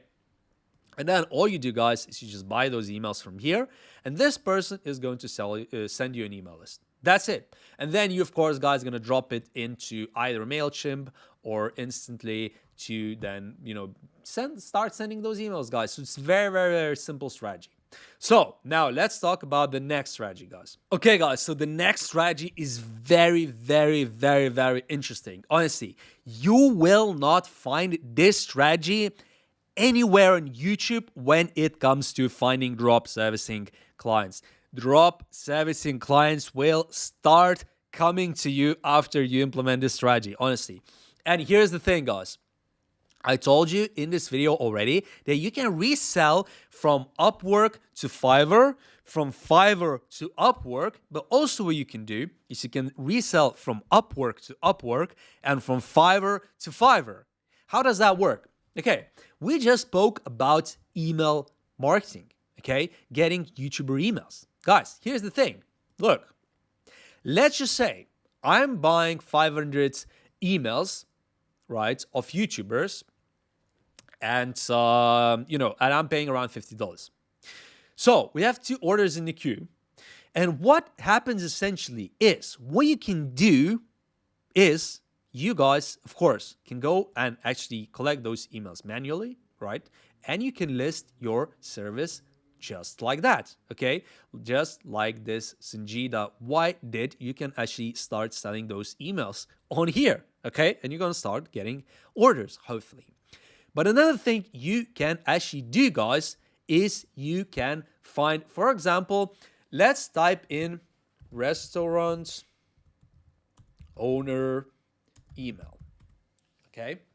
So let's just say we choose a listing, for example, this one, right? And this person is going to give us a lot of these emails, okay, of restaurant owners in the United States, right? So what we are going to do, guys, we're going to buy these emails, and 700 leads we're going to get for around $50. What we would do then, guys, is we create a Fiverr selling profile, and we actually list these same emails, the same service on Fiverr. So we first buy it, and then we have 700 leads, right? And then we sell it in packages. So for example, if this is $50 for 700, we can add one. We basically, all we're doing is we're buying it once, and then we're reselling it multiple times, okay? It doesn't necessarily work every single time, this strategy, because some people will come to you and say, you know, I want specifically restaurant owners, let's say in this and this area. Then of course you won't have the emails all the time. But with certain niches, for example, gaming channel, let's say Twitch emails, let's just say no, Twitch emails. Let's say if we can find Twitch streamer email list. Okay. Right. And for 2,000, we're gonna spend around $90 to get 2,000 active Twitch streamer emails. And then, guys, you know, there's very, very, very low competition for this. For this service. But what we can do is basically we can buy this, and we can create a listing and just resell it at a lower price, or the same price, so and make this a bit more interesting. And we just, if somebody buys, we're gonna send them this 2,000 these 2,000 emails, the same emails that we got from this guy. And of course, guys, here's the thing. So if you not get any sales, then you're going to make a loss of this price plus Fiverr fees, because when you buy on Fiverr, there is a little bit of fees. But guys, if you find a service that can easily be resold many, many, many times, and there's a lot of services like that, it has to be pretty much like a product, like a digital product that you can resell multiple times, okay? There's a lot of products like that on Fiverr. There's millions. You just need to look into different categories and just think about it. For example, emails is a thing that you can resell. Also guides and templates and things like that. It's things that you can resell multiple times. So if you actually sell it to 10 people, you would have spent $90, approximately $90. And you will make, if you sell it at the same price, you'll make it $900, guys. Because if you sell it 10 times, right, you'll make $900. Then you minus the $90 that you spent on it initially, and you're at a huge profit. Okay, so basically it's almost like you're buying products wholesale and you're reselling retail price, if you get what I'm saying. Also, you can create a lot of different listings. So for example, Twitch email list has very, very low competition for some reason. Look, there's only 5 services on here, which is crazy. Maybe we need to remove email S, but no, it's even the same thing. So very, very, very, very low competition, and this guy has pretty much all of the sales. Okay, and here's the thing, guys. So for example, it's not a bad niche, but of course we probably want to go for something that has a lot more a lot more volume. So Twitch emails probably doesn't have that much volume, but the same strategy can apply to any other niche on Fiverr, and we guys can repeat this plenty of times, and we can also segregate it into smaller things. So for example, this guy says 500, 1000, 2000. What we can do is we can create multiple different listings, and for example, we can say 50 Twitch streamer emails, 100 streamer emails, 200 streamer emails, or we can do 200, 500, and 1,000. Okay, or we could do, you know what I mean? So we can segregate it and change the price.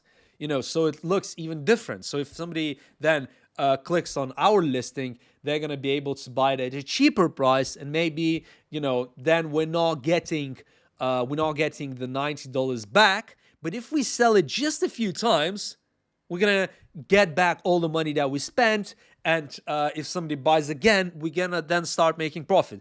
Guys, can you see how it works? But I'm talking about specifically almost something like a product. It cannot be a service. It cannot be a video that we constantly customize for every single client. It has to be something like a template, something like an email list, something like almost like a product, a digital product we can actually resell multiple times. And that's how we get this, by just buying it first, guys, and then we list it as a one-off, guys. And we can, of course, guys, do the same thing on Upwork as well. We can do this on people per hour. So for example, let me go to upwork.com right now and see what kind of options are there for, let's say Discover, let's say Twitch emails. Let's just say if they have anything to do with that. Influencer marketing outreach. Basically, all I'm saying, guys, is that there's plenty of different kind of gigs, guys, to do with. It's just all of these different niches will have a market for it, guys. You just need to do a lot of research, and this is super important when you're actually considering how to find clients. First, you need to think about, what is the niche? I'm going for a logo design. Am I going from brand identity? Am I going from business cards? Am I going for AI art, cartoons? Am I going for web design, SEO, and stuff like this? You need to really study the Fiverr's, categories. And then, guys, once you've studied everything, you will, of course, guys, find so many different ideas for how to get clients using my strategies. And also, but you need to be very clear about what you're offering, because you don't want to be offering SEO on Monday, video editing on Tuesday, and then 3D design on Wednesday, and then on Thursday you're offering resume writing, cover letters, and then you using, let's say, social media marketing on Saturday. On Sunday you're offering software development and mobile apps and stuff like this. Guys, it doesn't work. You need to focus on a niche. Okay, and you need to spend a week or two very, very, very focused outreach, using all these strategies that I'm telling you in this video. All of these strategies, guys, all the 20 strategies that I'm yet to actually go through. All of these strategies, I'm going to be giving you way more strategies. By the end of this video, you'll be an expert of how to find clients, guys. Honestly, you'll be an expert. You'll have so many different avenues to finding clients. And guys, by the way, I hope that you're making notes, and guys, when you, honestly, if you're not making notes right now, you're missing out big time because you're gonna have to rewatch all this video and come back and make notes again, which I don't mind, of course. But guys, if I were you, I would start making notes as quickly as possible. And of course, save this video into your watch list so you can come back to it when you need to rewatch certain parts of this video. And of course, guys, once you find your niche, then you guys can actually really focus very, very heavily. And for 2-3 weeks, focus on that niche. And if you don't see any results, if you don't get any clients, then choose a different niche. Then maybe you start with SEO. Maybe if you don't find any clients, then you can go to web design. If you don't find any clients there, maybe you can try graphic design. If you don't find any clients there, maybe you can go to video editing. And then maybe you see that, oh, actually now with video editing, I'm able to find clients either from Upwork, either from YouTube, either from these lists, either from all the other ways that I'm about to actually talk about, guys. And then you see, oh, actually, video editing is the one where I'm actually getting a lot of clients. Now I'm going to focus on it. And now I'm going to start scaling it up with Google Ads. I'm going to start scaling it up with buying more email lists and stuff like that, guys. So super, super important to actually, before you do massive amount of outreach, massive amount of scaling, you need to be really, really, really, really sure about what kind of service you guys are offering. So now let's talk about the next way to find drop servicing clients. Okay, guys, so the next way to find drop servicing clients is reddit.com. And on Reddit, if you're not familiar with this website, if you've been living under a rock for the last 10 years, Reddit is just a website that's really cool where you can spend a lot of hours reading stuff that makes absolutely no sense in most cases. And for some reason, things go viral on Reddit where it doesn't go viral anywhere else. Basically, it's just a cool place to spend your time when you have nothing to do. Okay, but Reddit is just a place where a lot of people are actually a lot of very, very, very, very passionate people, very, very big communities on Reddit, basically. And here's the thing, guys. On Reddit, you can find different subreddits, and you can find for example, I found a subreddit. If you're not aware of Reddit, is basically a URL that brings you to a specific community on Reddit. So, for example, in this case, I'm in YouTube subreddit. And here's the thing, guys. Now you might think, okay, how does this help me to get clients? Like, it's just, how do I actually get clients on here? Because, it's great that these people hang out, but like, how do I get in contact with them? So there's basically two ways.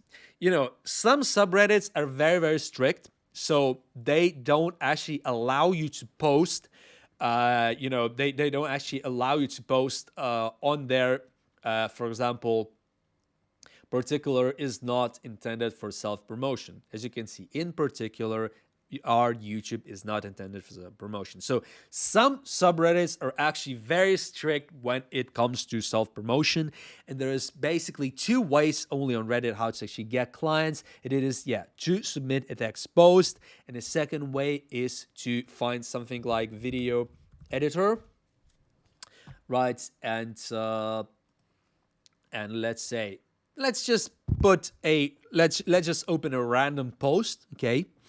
And somebody is asking about, can you tell video has been edited using a video editor, And here's the thing, no one has replied to him. So what you can do is you can reply to this person and say, yeah, I'm happy to help, for, I don't know, $10, $20, whatever. I can help you with this small job, okay? They can send you the video. And you can do, I don't know, you can look at it or whatever. And basically, if he's happy, he'll pay you the $10, $20, whatever. I'm just giving you an example how you can actually find clients using Reddit. So there's two ways only. You can, as I said, submit a post, okay, where you're promoting your own service, or it could be less of a self-promotion way, but more like, for example, I am creating drop servicing videos and I post in our drop servicing. I've actually done that myself. So I posted into drop servicing subreddit that I actually make YouTube videos. And if people are interested in drop servicing, they can check out my YouTube channel. And yeah, in one of these subreddits, I've actually done that myself. And people could reply to me and say that, oh, actually, I have this service to offer you, or I have that service to offer you, or whatever. So, sometimes you can just reply with your offering here. For example, you could just say, look, it's not a big problem. Just send me a link into my email. Email is this, for $10, I'm going to help you out to find out if the video has been done using a video editor or not, whatever. But guys, this is just an example. And of course, guys, there are different, for example, some subreddits are more sort of friendly towards self-promotion. So especially if you're including your own website, if you're including your own email, if you're including your own sort of offering link to Fiverr, whatever, this could be considered as self-promotion. So you want to be very careful. You want to read all the rules of the particular subreddit, and almost everybody has, this specific rule section. And then if that, subreddit is sort of happy for you to do self-promotion, you can do that. Or alternatively, as I said, you can reply to comments, guys, and then offer your services. So that is how you find clients using subreddits on Reddit. So now let's talk about the next way to find clients for drop servicing. Okay, guys, so the next strategy to find drop servicing clients is to actually use Instagram. Instagram is a massive avenue to find clients for drop servicing. And guys, there's pretty much two main ways how you can find clients for drop servicing using Instagram. Here's the thing.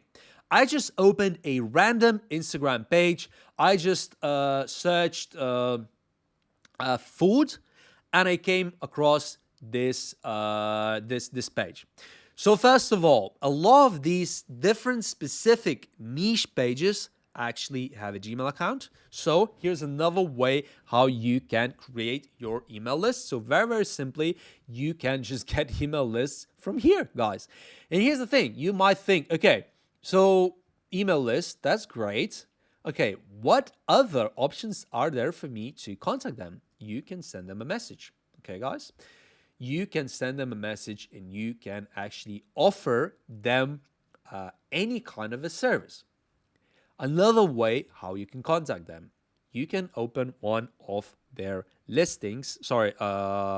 photos, and you can type in, I love your photos, I love your page, whatever, if you're interested in a collaboration, whatever, drop me an email into this, and this guy will get a notification that you commented under his photo.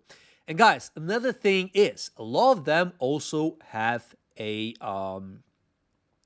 different kind of a website as well, where you can contact them. I think this, in this case, it kind of seems like it's not his own website. You know why I'm thinking about it? Because he's using a free Gmail, and this is a custom domain. So maybe it's just an affiliate link, okay? But in some cases, this could be his own website, okay? Yeah, it seems like it's an affiliate link. But if it wasn't, you could simply go to contact, and you could simply find their email address. Well, this guy is just using this as an affiliate link, so he's probably getting paid by having this link over here. So here's the thing, guys. As I said, message, Gmail. Sometimes there is a website. If there is a website, you can find a contact information. And also, guys, you can, of course, create a contact. You can, of course, drop a comment under any of these photos, guys. So yeah, that are the main ways to find clients using Instagram, guys. Now talk about the next way. Okay, guys, so the next way to find drop servicing clients is to actually create your own website. Guys, this requires a lot more work than any of the previous methods, because you actually have to create a website. Of course, this takes a lot more time.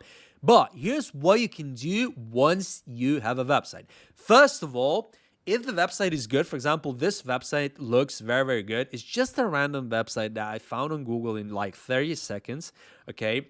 and it seems to be a digital marketing agency. So here's the thing, guys. How do you actually leverage a own website for finding drop servicing clients? So, for example, in this case, once you have a website, then your drop servicing business kind of becomes like an agency, because a lot of the people, when they think about you as a freelancer, and let's say you are a drop servicer who actually works with multiple freelancers, you use a Gmail, you don't have a website, a lot of people will think about it that they're working with a freelancer, okay? A single freelancer, even though you're outsourcing your work to a drop servicing supplier on Fiverr, on Upwork, wherever. But your clients will think about you that you are a freelancer. You're doing this work yourself, because you're not going to tell it, of course, that someone else is doing it. But when you have a website and it looks like this, and that when you actually get a few clients here and there, and you can actually start adding their logos, and if you send the website link to your potential clients like that, they're going to think, okay, now I'm dealing with an agency. And also these guys specifically say an SEO agency, an SEO agency. So basically what they're saying is, we're not a freelancer. It's not a single person. It's an agency. So if you create a website like that with, even out explicitly saying agency, then, everything changes a little bit. You can then charge slightly higher prices. But of course, guys, there is downsides as well. First of all, you have to maintain a website. Second of all, you of course need to create, you need to get a domain name. You need to create a name.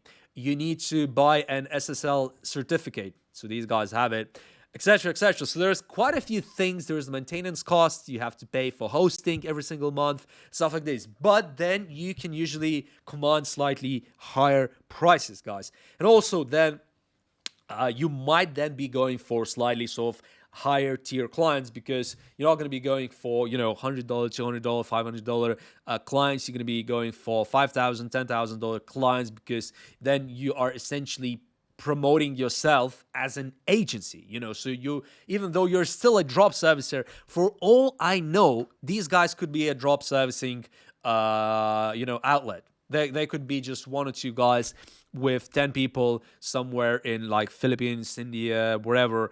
And just, it's just the front end. It's just the front end based in London, and they don't actually do anything in the UK or whatever, guys. They all of their work is actually done elsewhere. But because the website is super smooth and it looks very, very big, and I found them on Google. So we spoke about Google ads, we spoke about Instagram ads, we spoke about Facebook ads. Here's the thing, guys. Digital Marketing Agency London. I typed in that and I find this website. So it could very well be you. So once you have your own website, of course, you can then combine it with one of the first strategies that I told you guys. It is to actually run paid ads, because once you have paid ads, usually you kind of need to have your own website. Of course, you can use, different kinds of easy kind of builder technologies like Wix, for example. Wix.com is a super, super simple website builder where you pretty much don't need to know any coding, knowledge. Like, you can just create a website very, very simply if you have basic computer skills. But here's the thing, guys. This definitely does look like it's not built on Wix. It looks like a proper website, and they do seem to look pretty, pretty big. So, but guys, of course, as I said, if you start paid ads, you can just easily direct people into your website, and you can then start getting clients that way, guys. And another thing is, okay, so this is when we're talking about paid ads, and of course, this is the easiest way to get clients, but this requires money. There's another way, guys, as well. So we just spoke about SEO services, right? And here's the thing, guys. So a lot of these people, SEO people on Fiverr actually provide you gets on sort of page one, manual link building and stuff like that. Sometimes you can actually create a website, right, in a not very, very, very competitive niche, okay? then you buy one of these services, especially if you use a common website builder like WordPress, right? Where they can really sort of you can give them the logins to their to your admin dashboard. These guys can actually create a lot of backlinks. You can start sort of ranking on an organic SEO, using organic SEO. So, for example, I would have never found this design agency by typing these sort of keywords. I would have never found it. It's probably on page 22. But here's the thing, guys. If you're looking for something much, much, much targeted, so let's just say, Twitch email marketing agency. Let's just say, does this even exist? Okay, let's just say Twitch marketing agency. Can you see that? So I've found some marketing agency that is to do with Twitch. As you can see, this is a much, much, much sort of more targeted agency, and that's why it's much, much, much easier to rank for these kind of keywords. Okay, and usually, if you type in, let's say, digital marketing agency, there's absolutely no way in the world that you're ever going to get on page 1. It's just like impossible, because there's literally 10 million different websites that will actually sort of compete for that keyword. But when it comes to, as you can see, this is not sponsored. So these guys are actually ranking for this Twitch email marketing agency keywords organically, which is great because, they just acquired potentially a user. Well, if I was looking to buy their Twitch marketing sort of services, they acquired myself for completely free, and if they wanted to acquire a user using paid ads, it would probably cost a few dollars just for one click. Okay, so they would have spent just $6 in the span of a few seconds. Okay, me clicking twice. As you can see, guys, when you have your own website, you have paid ads. Okay, you have Google SEO. You can, of course, do SEO sort of across a range of different different search engines. So it's not just Google, guys. There's other things as well. But I would really focus on Google, because Google, in my eyes, is still by far the biggest and the best sort of place to sort of advertise your services when it comes to organic SEO. Because I really don't think that you should be worrying about other search engines just yet. Right, guys. So the next thing that you can do with your website, of course, you can put it into your Instagram. So let's say you create an Instagram profile, okay, and then you start promoting it. You start posting some content wherever regarding. Let's say you're offering video editing for YouTubers. You can fill this page with your suppliers' videos, okay, and you can start sort of promoting your video editing agency on Instagram. So what you can do is you can actually add your email, and you can, of course, add your website here. You can do the same on Facebook. You can do the same on LinkedIn. So, having your own website does provide a lot of legitimacy, and guys, of course, can help you to land clients. But as I mentioned in some of my videos, if you're a loyal viewer of my videos, you would have seen a particular comment which I made in one of my videos, that if you create a website, it has to be good, guys. It has to be razor sharp. It has to look extremely, extremely, extremely good, okay, guys?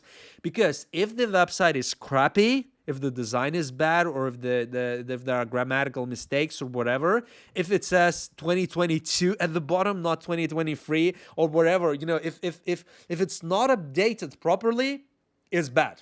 So it's worse than not having a website at all, okay? So if you have a website, make sure it's updated, make sure it's optimized for SEO, and make sure it really, really targeted for what you're offering. So now let's talk about the next way to find drop servicing clients. Okay, guys, so the next strategy to find drop servicing clients is actually using classified websites. And I'm currently right now on the biggest classified website pretty much in the entire world.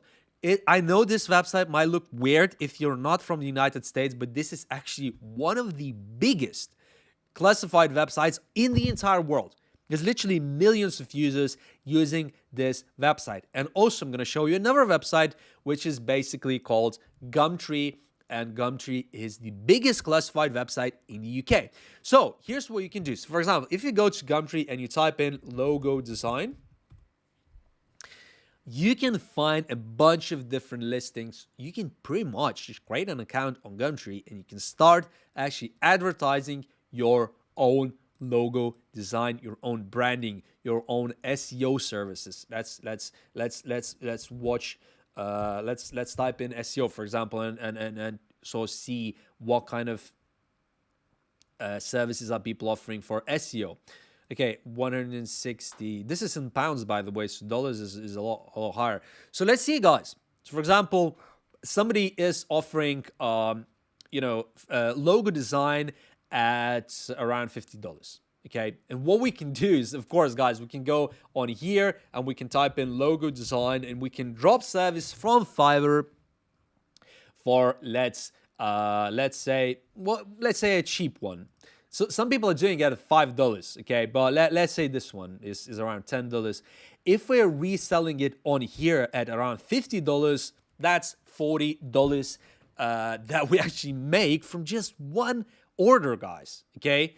And you can actually find a lot of different classified websites all over the world, and you can list your services into like 100 different websites. Okay, if you list it onto 100 different classified websites from all over the world, UK, Australia, United States, New Zealand, if you combine the US, UK, Australia, New Zealand, and all kind of other countries that you can find classified websites for, where you can post for free, there's going to be literally hundreds of different classified websites. So you can go and actually create accounts everywhere and just list your service, And guys, of course, it works very, very similar way. So you can add your contact information, and somebody can contact you on here if they send you money by PayPal or by Stripe or by bank account, wherever. You will then, of course, go on here, pay this money and then deliver this logo to the client. And guys, we can advertise pretty much anything we want, guys. So for example, these guys are offering web design development, Shopify, WordPress, SEO, content writing, whatever, guys. This is just a way for them to find clients, and you guys can do exactly the same thing using classified websites. And Craigslist is exactly the same. Okay, so what we want to do is we want to type, first of all, you can choose location. Okay, so for example, let's choose Austin. This is area in the United States, and let's type in SEO on Craigslist. Craigslist is actually crazy big. Okay, so 49 minutes ago, web design. Look, top local Austin SEO experts, 10 years, blah blah. So people who are logged in, they can actually contact this person, and you can leave your information like that. Wow, they have a bunch of services here. Oh, they have keywords actually. But the point is, guys, you can basically advertise completely free, and you can post every single day on Craigslist your different ads, and trust me, if you have a lot of ads on Craigslist, you're gonna get clients. 100%. Craigslist is known to bring clients for web design, SEO, graphic design, and similar kind of thing. I know people who are getting clients this way. They're not like the most sort of upscale market clients. On these kind of platforms, usually sort of the service providers, the suppliers are quite cheap. So you're going to be competing with quite cheap suppliers. And of course, you can't be then charging a lot. But there is a lot of volume of people viewing these kinds of services. So for example, this guy is selling web design for $200, okay, and Google SEO ranking. So for example, have a look at this custom website, $200, okay. Let's go to Fiverr and type in custom website. And we find, let's just say, look, that is it. We found one. So for example, this guy is going to do just this one page, of course, landing page, just landing page. Okay. So it's not like a huge website, but look, it's around $40, guys. And this guy is charging $200. Okay. So we would make a fairly decent profit. Okay. And guys, I just spent a couple of minutes finding this. You know, if you go through entire Fiverr, you can probably find somebody for, I don't know, $50. They'll create you a 5-page, WordPress site. So, honestly, guys, you can find a lot of clients using this classified websites. And guys, this is a very valid strategy, believe me. Okay, let's talk about the next strategy. Okay, guys, so the next way to find drop servicing clients is by using Facebook groups. Facebook groups is a very important part of finding drop servicing clients. Honestly, guys, you can find tons of clients in these groups. So I'm just giving you an example. It could be for any other niche, but look, I just typed in SEO group, okay? I typed in SEO group, and we can see a lot of different SEO groups. We can join those groups, okay? We join those groups, and then, guys, we can, of course, start posting and start replying to these people. So, for example, this guy, I need an SEO specialist for an upcoming project. Please DM if interested. So we can actually, as these guys are doing, we can comment and say, look, I'm interested. I'm an SEO freelancer. I'm an SEO agency, wherever. And then, of course, guys, as we are talking about drop servicing, we going to find an SEO supplier on here, SEO service. As usual, guys, we are going to find somebody who is going to do that. So, for example, SEO optimization, $50. And on here, we are going to be, let's say, offering to this guy 200, 300, 500, whatever, guys. So we're going to be making a really decent profit using SEO drop servicing supplier. So guys, very important things when it comes to Facebook groups and finding drop servicing clients using Facebook groups is how do we actually identify who to actually message, who to actually contact. And here's the thing, guys. There's usually sort of 3 types of people on these groups. There's people who provide services. For example, this guy and this guy, they actually provide the SEO service. And there's people like this, Ernesto, who is looking for an SEO specialist. So he is a client. And there's a final kind of group of people who are just sort of interested in that topic, interested in SEO. So they're hanging out in these groups, just sort of observing what's happening, just to sort of understand the trends that are happening in the industry and stuff like that. But we want to be looking for guys like Ernesto to find SEO specialist is his priority right now. So he's looking for this client right now. Okay, this is from 2 weeks ago. So it's a fairly sort of recent post. And how do we do that? So when you type in SEO group, don't just open these groups right away. Just scroll down, okay? And what you will do is you will actually find posts where people are actually looking for it, okay? I need SEO specialist expert, so please inbox. I need SEO off-page expert 7 days ago. Okay, let's go lower. Looking for SEO expert. I need off-page SEO work. Okay, no, this is not that. This is somebody looking for work.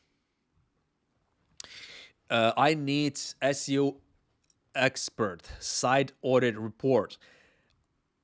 Look, guys, honestly, as you can see, I need SEO expert urgent, please contact. Guys, honestly, if you actually go through this stuff, this is like 2 days ago, you're going to find clients like 100% because you can keep scrolling. And of course, you guys can also type in different keywords. SEO expert, SEO specialist, video editing, graphic design, whatever. And use the same strategy as I just told you guys. just scroll down. Or you can join these groups, and in these groups, as I told you guys, you will find these posts as well. And of course, people are replying to those people. So you can just drop in a comment and say, I am offering SEO service. I'm an agency, I'm a freelancer, whatever. So guys, two ways: scroll down, right, or join these groups, and then contact people who are already posting about it. And the final thing as well, guys, once you join any of these groups, of course, you guys can start, sort of building your own kind of brand on this group. If you start building a brand on this group, you can, guys, but you need to post something that would add value to the group. People kind of want to see that you are providing value, guys. If you're providing value and you talk about, let's say, SEO trends and stuff like that, clients are more likely to actually contact you, not people who are also providing SEO services. Because, if clients start seeing you post valuable content, and, for example, in this group, we have almost 50,000 people. A lot of these people will be clients. Maybe 10%, 20% of people will be clients 100%.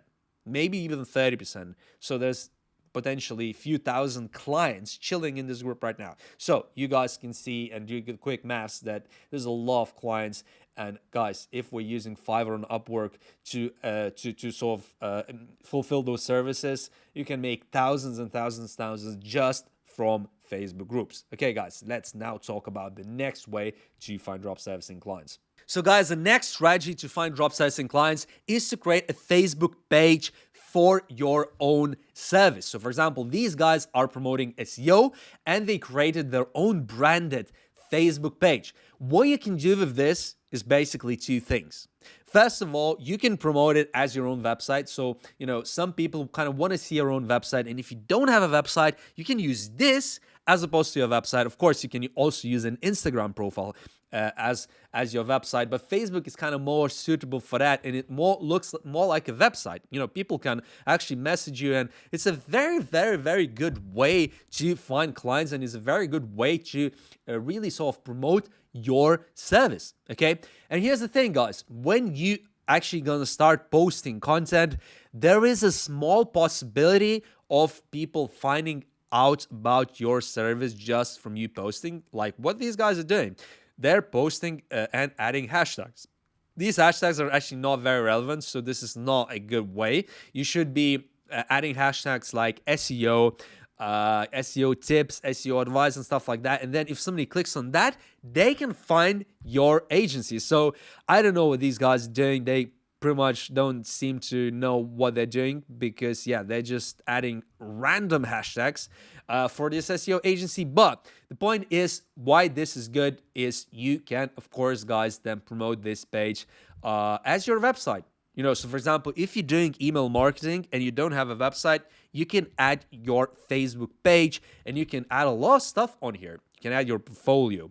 If you're a video editor, you can post your portfolio on here as posts. Okay, you can add photos. If you're providing drop servicing graphic design, you can add a lot of different graphic design portfolio pieces on here. And people, when they go onto your, let's say you send them email marketing, let's say it's for YouTube video editing, right? So, they receive your email, they kind of want to see your portfolio, and like you either need to send them your website, or you need to send them an Instagram page, or you can actually send them a Facebook page. And if you don't have neither of them and you just have a Facebook page, you can actually send a Facebook page. And when people go on your page, they'll see, oh, okay, so these guys are sort of established. They've been doing it for a while, and they know what they're talking about. Okay, so they have their portfolio on here, and they have their portfolio pieces on here. They have some videos and stuff like this. I don't know, these guys also don't really have much about talking about their client testimonials, but this is the first thing that I would do if I were them. I would put their portfolio and I would put their testimonials. So people who use their SEO agency, they should be here, okay, in the photos. That way you can use it as your website. And guys, of course, you cannot do that much more, but of course, guys, if you want to run Facebook ads, the thing that we spoke about in the beginning of this tutorial is that you can run Facebook ads to get drop servicing clients, and you can do the targeting to people interested in SEO, to webmasters and stuff like that. If you want to do that, guys, you need to create a page like this. So this is another reason why this could be super, super useful for you to actually get drop servicing clients. And of course, if you want to run Facebook ads and perhaps even Instagram ads, you basically need to have a Facebook page. So now, guys, let's talk about the next way how to find clients. Okay, guys, so the next way to find drop servicing clients is by using Google Maps. And the same thing kind of applies to SMMA. The same thing applies to freelancing or any other kind of digital marketing, so social media, SEO, web design, graphic design kind of service. You know, you can find clients using this exact way. Guys, now I'm going to show you why Google Maps is super important. Because when you're doing drop servicing, I always suggest you to actually focus on US market. And for example, let's just say we want to market something to restaurants. Let's say we want to market SEO or let's say web design to restaurants in Florida area. Why this is a very good way? Because we can easily sort of target and find different kinds of restaurants in the Florida area, and we can just modify those keywords into New York or San Francisco or wherever, and we can start finding and looking around and kind of discovering different kinds of websites. And guys, here's the thing. Once you actually identify a restaurant that you're going to be happy to promote to, you can then quickly find their website on there, and you have your phone number. So those people who are super bold and super happy to do cold calls, you can very easily find their phone numbers, and you can just call them up and offer them, we can redesign your website. Your website is actually crap, But guys, of course, I'm actually not a fan of doing cold calls, because it's very, very time consuming, and also it requires a lot of effort. So you can only do like 100 calls a day in 8 hours, and you're going to be done. You're going to be super tired. I'm more a fan of sort of email marketing and social media marketing. And for example, these guys, look at their website. It's completely crap. Okay, it's completely crap. So that's exactly what I'm talking about. So these guys have 1,400 reviews, and their website is absolutely crap.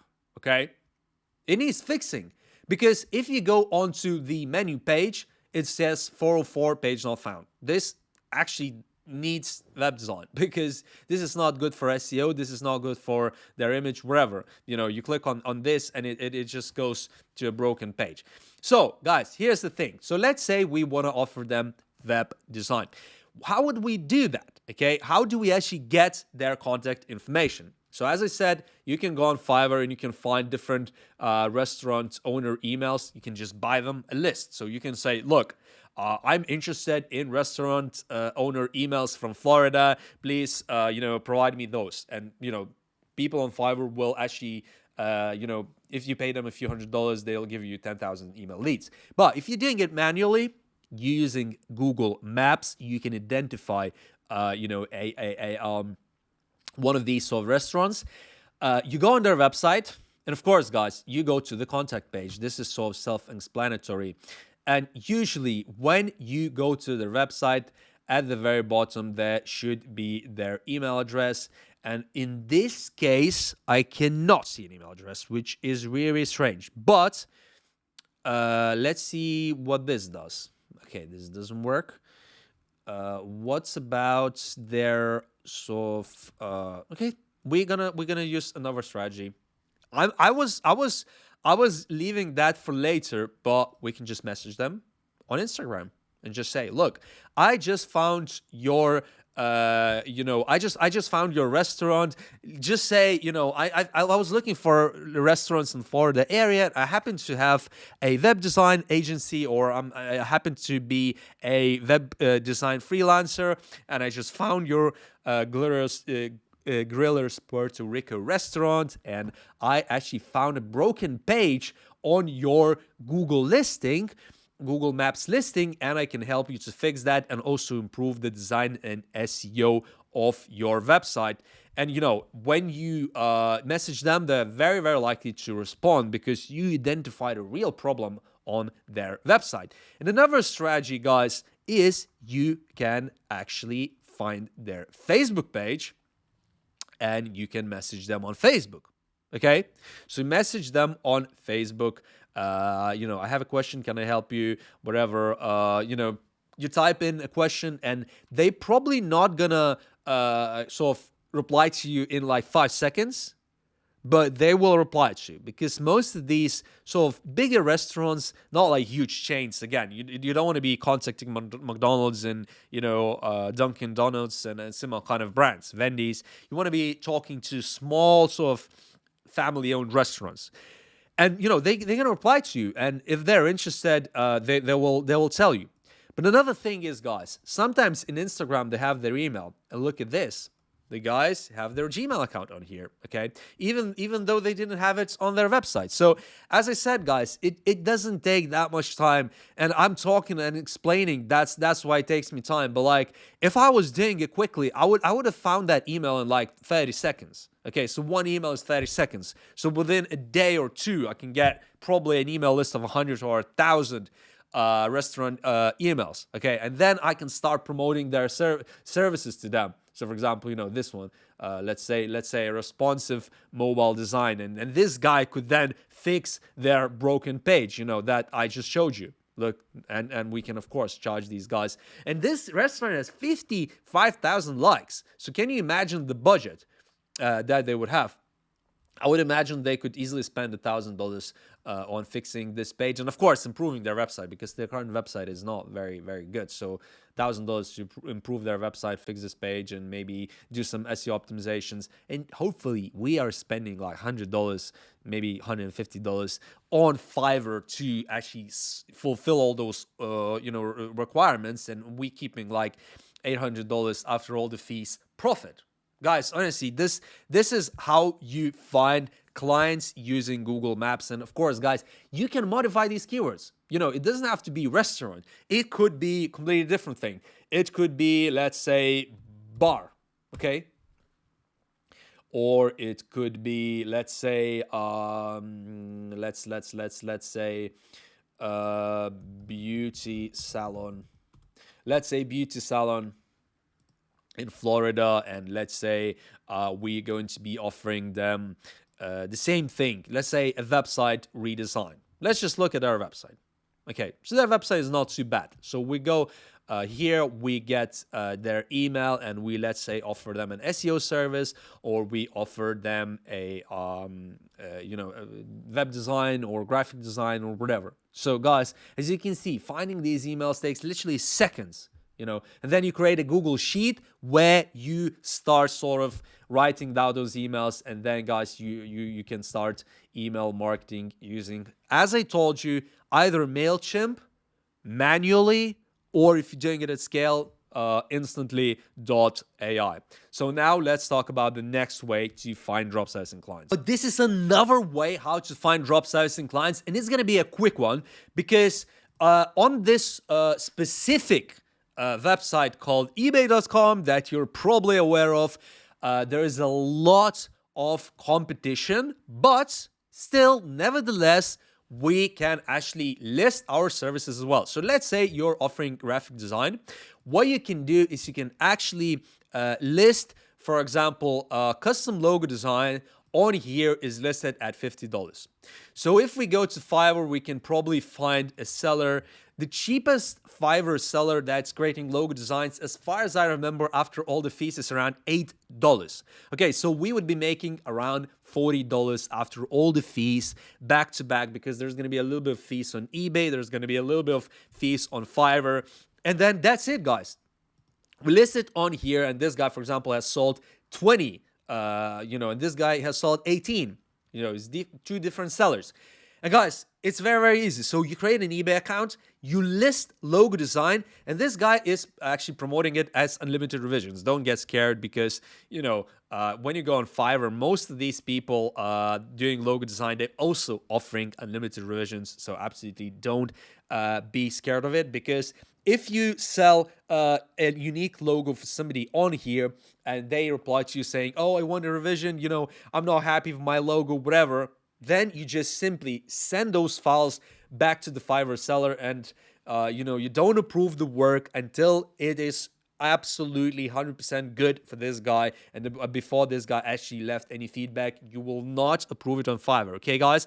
And then if the seller says the same thing again, oh, I'm not happy, I want another revision, I don't like how this logo looks, or I don't like this font, then you send it again to your Fiverr seller. And once your Fiverr seller creates something that this client actually wants and is actually happy with, then you approve that. The money gets released to you, and that's it, guys. You have made, again, money in literally by doing absolutely nothing, just communicating between two sides.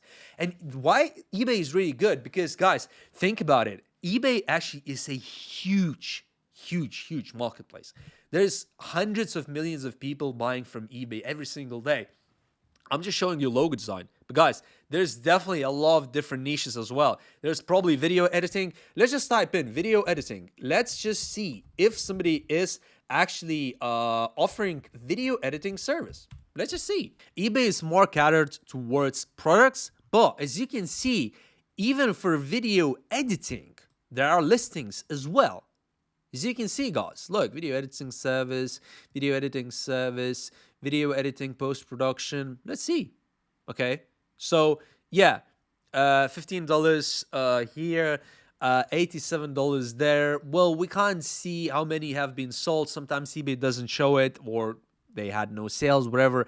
The point is, guys, is very low barrier for you to create these kind of listings. And then if you get an order at $80, and if you fulfill it at, let's say, $20 or $30, you made yourself a pretty good profit for pretty much no work. So, guys, this is just another way how you can find clients for video editing, graphic design, SEO, and similar kind of services. Okay, guys, so the next strategy to find drop sizing clients is to actually use business forums, and all kinds of forums for that matter. And what you can do, guys, simple, go to, let's say, websites and e-commerce, and sort of start looking for what kind of things people are talking about. So, for example, easy or not, what kind of developer do I need? And then look, people are sort of asking for creating a website for an online store.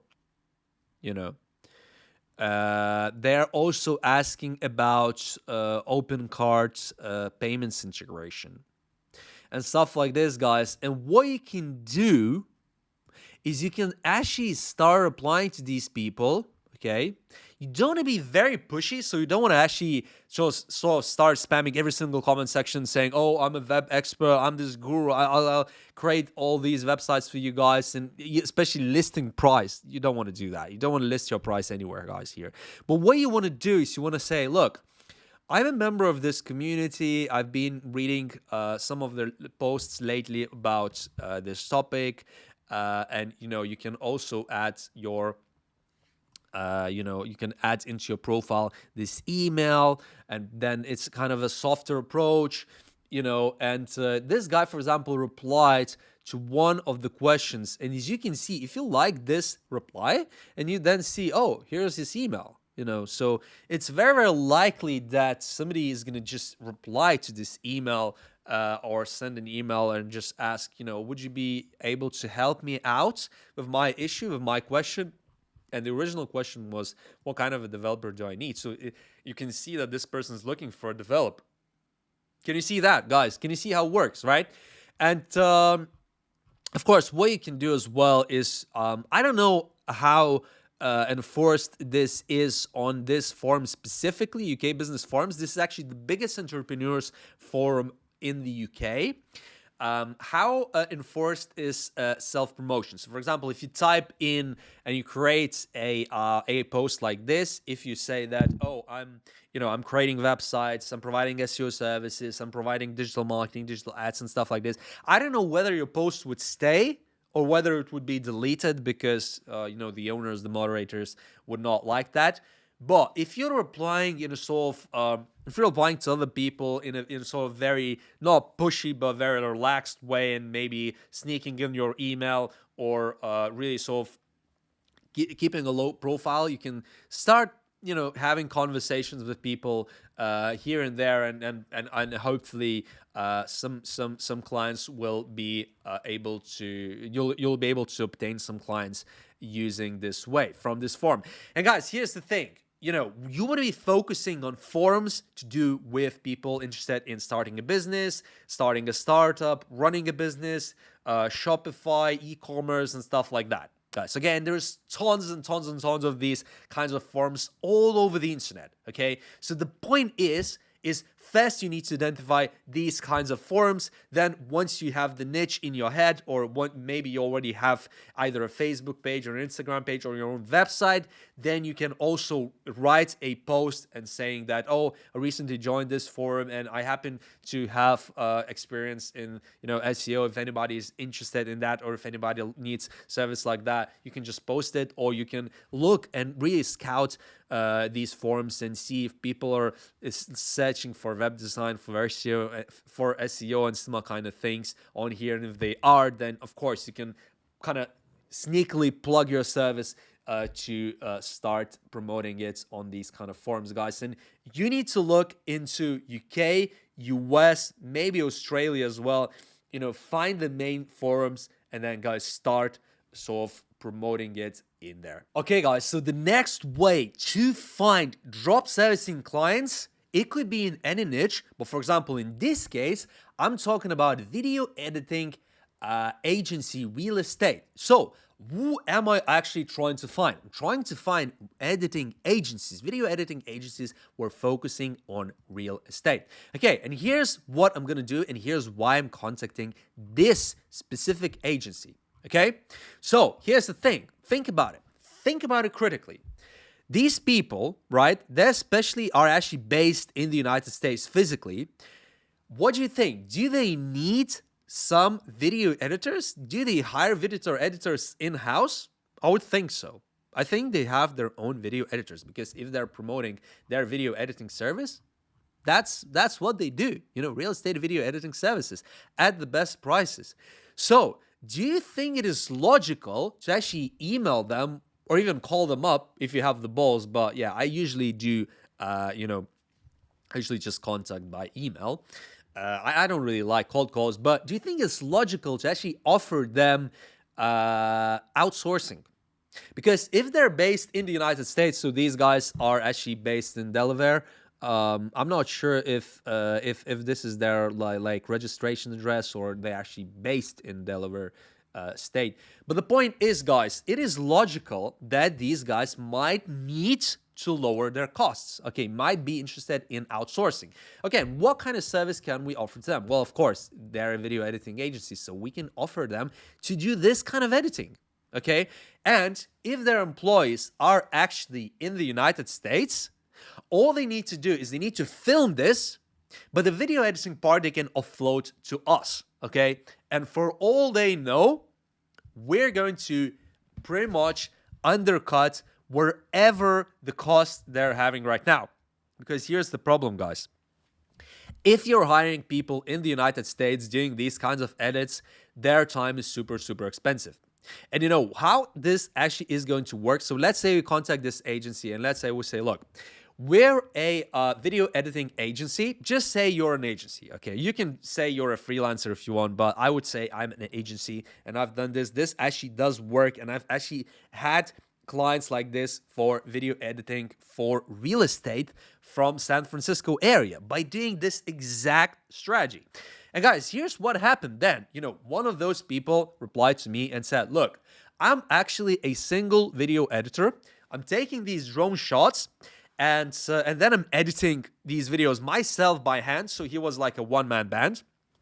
And then he said, look, I can take on more clients. I can do more filming, but I physically cannot edit more. So I need to do the editing and I need to do the filming.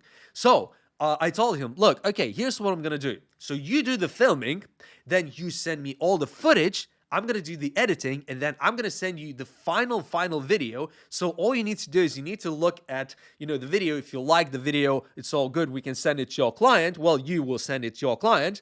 But if you have some doubts or you don't like something, then I'm going to make the changes, and, then I'm going to send the video back to you, and then you can send it to your client. So basically, effectively, we're an outsourcing agency to these guys in the US. Okay, and they don't know that we're not actually editing those videos ourselves. Okay, we're even a third party to their client. So there is the client, there is the agency in the United States, there is me, and then there is my supplier. Okay, so there is a whole chain of people involved in this. Okay.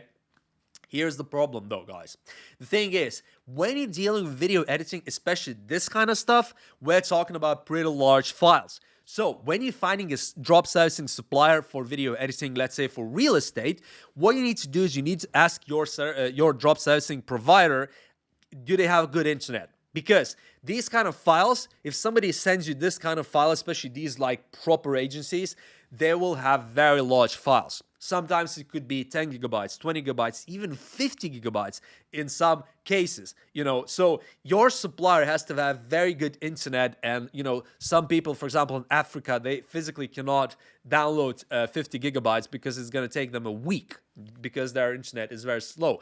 But other countries like in India or in Philippines and some of those kind of countries, people have pretty good internet. For example, Malaysia has very, very good internet. So if you find a supplier from a country or anywhere who has good internet, you can basically use this with your drop servicing suppliers. But you need to ask them, what is the realistic file size that they can use for this. And guys, here's the thing. So how does it work? I explained to you that, we get the files from this agency, we send the files to our supplier, the supplier sends it to us. Once we're happy, if you don't see any problems, we send it to that agency which we are outsourcing for, and then if he doesn't see any problems, then he sends to his client. Then he is paid by the client, then he pays us, and then we pay our supplier, of course, the lowest amount. So for example, that guy is getting paid, let's say $1,000 for a promo video of a few minutes, filming some real estate property.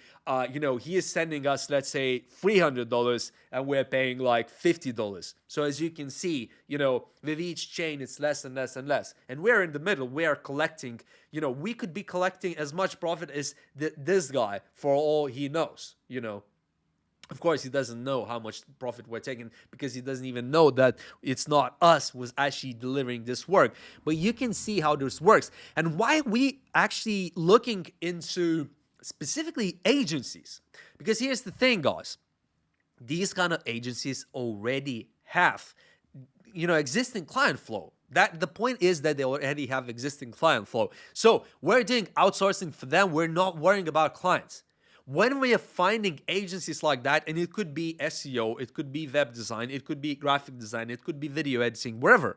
If we're finding these kind of agencies in the US, they already have the client flow. So we're not worrying about the client flow. We're just worrying about delivering that service that we promised to them. That's it. Because they bring us the clients, okay? You see what's the advantage of this strategy. I'm not saying, guys, it's easy to find these clients, and I'm not saying it's easy to land these clients. But the good thing is, when you find one client, they're going to have consistent work. Even if the service is not consistent, for example, real estate video editing, is it a consistent service? Not necessarily, Some real estate agents maybe they only need a couple of videos per month. But because these guys work with multiple clients, they might have work for us all the time. So guys, this is a very effective strategy, and it worked for me a few times in the past. So now let's talk about the next strategy. Okay guys, so the next drop servicing client finding strategy is to actually use job portals.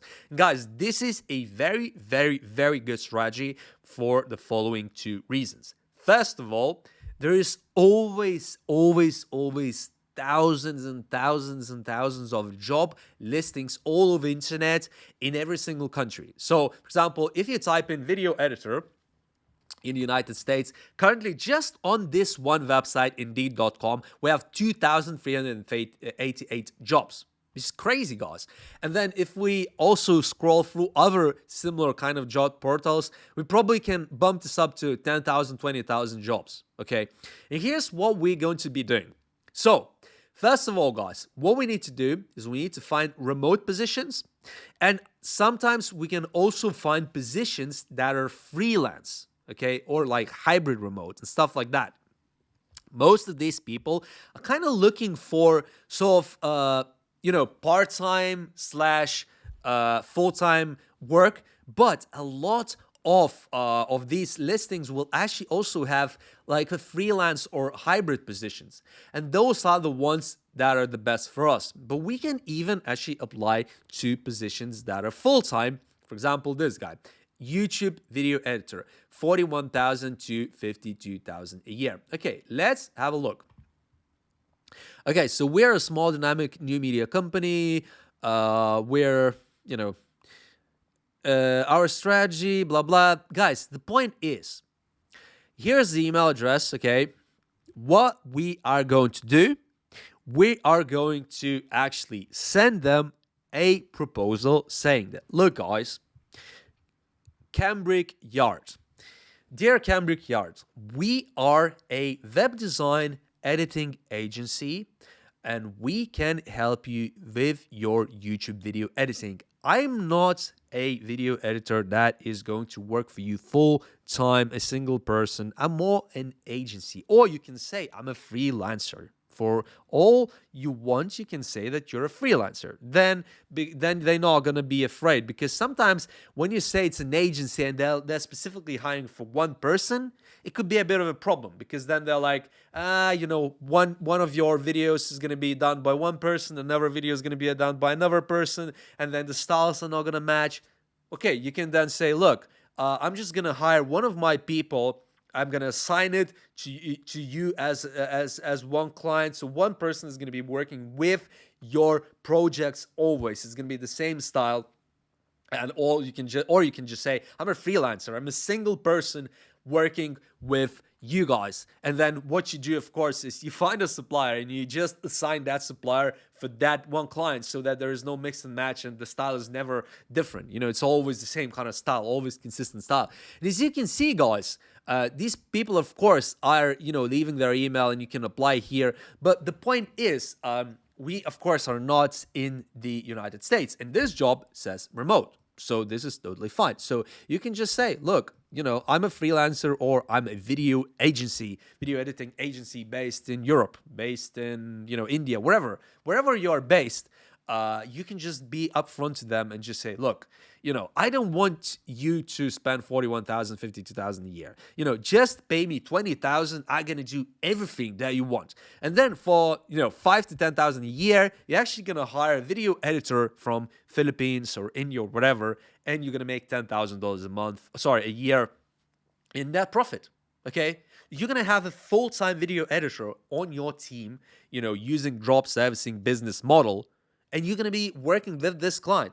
Guys, this is a super powerful strategy. You cannot underestimate how powerful this is, honestly. I'm not saying it is easy to land clients like this, because if it's on this website, it is actually getting people applying for these jobs. But the advantage that we have as drop services is we're flexible on price. So if they say, if we email them and they say, you know what, actually, your service and your portfolio is very good, but, the pricing is a bit high. If we're not hiring somebody full time, then, or they're not from the US, then maybe we don't want to do it at this kind of price, this kind of salary. We want to do it at 15,000. And then we say, well, okay, we can just find somebody else at even cheaper point. But then, of course, guys, you're going to be making a bit less profit. But my point is, because we have almost no constraints, okay? These kind of salaries are pretty high, so we can really work with the scales very, very high. So, if you're getting 50,000, we can get pretty much a editor from anywhere. You know, even in the US, maybe we can find an editor. But if we have that kind of budget, maybe we can even get 2 editors in Philippines. Guys, you can see my point. My point is that we can undercut this and we can offer them, look, I'm going to be offering it cheaper. I'm going to be giving you crazy quality, and my person is going to be working for your projects only. Okay. So, and then it's a no-brainer offer. They're saving money. They're getting a full-time person, nearly a full-time person. And also you can potentially even talk about, you know, kind of giving the contact information and putting them in contact, or, you know, putting them in the same chat or wherever. Of course, guys, there's a risk that you know, that company is going to hire your developer out of you, but you can sign a contract that, you know, they cannot do that, etc., etc.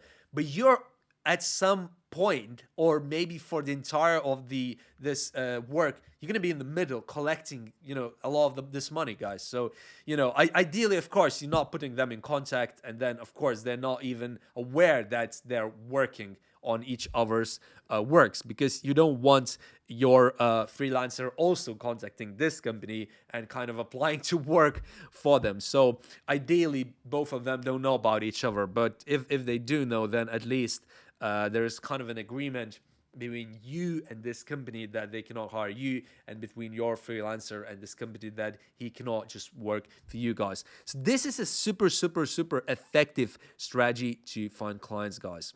Let's talk about the next strategy now. Okay, guys, so the next strategy is to use LinkedIn. And guys, this is my profile. This is me, Tom Zalatoris, entrepreneur, coach, and advisor. I've been very established on LinkedIn for multiple years. As you can see, I have nearly 30,000 connections at this point. Huge amount of people are contacting me, even though I haven't posted in like 2 months now. I'm just too busy with YouTube and everything. Guys, here's the point. By using LinkedIn, you can actually find a ton of clients. Now, let's say we go on Fiverr.com, right? And we just looked at video editing. Multiple times in today's video, we looked at video editing, okay? So, video editing for simple 10 minutes a video starts at around $20. I know it from my head because I've done it many times on Fiverr. But let's type in video editor needed. Let's just type in video editor needed, okay? And let's see what we can find. New role, video editor needed, okay? Creative agency, day rate is £350, okay? This is around $400, guys. Fully remote. Guys, this is crazy. Look, and there's the email as well. Honestly, guys, like, am I not providing value here? Guys, if you're not subscribing right now, you're just missing out. Honestly, guys, it's just, I don't know, guys. Like, I don't know why I'm doing this even. I'm joking, guys. Of course, I want to grow, and I want to grow this channel to around 50,000 by the end of 2023. So, guys, please subscribe.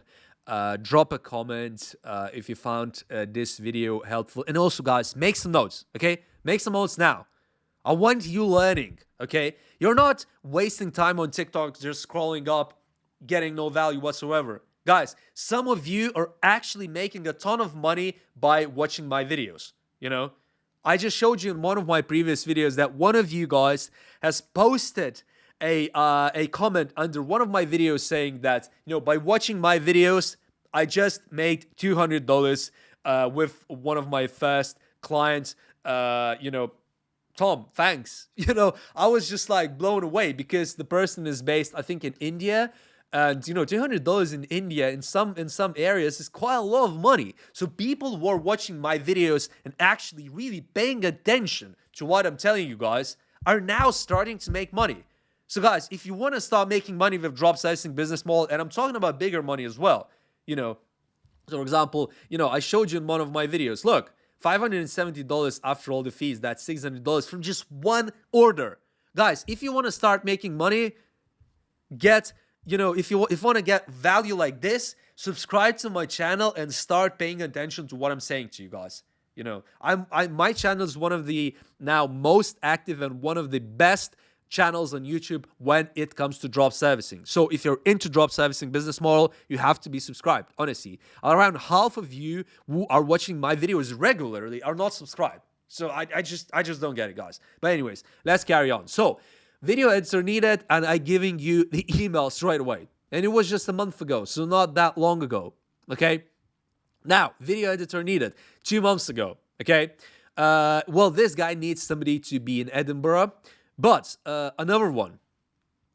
Again, we are having an email. Let's go.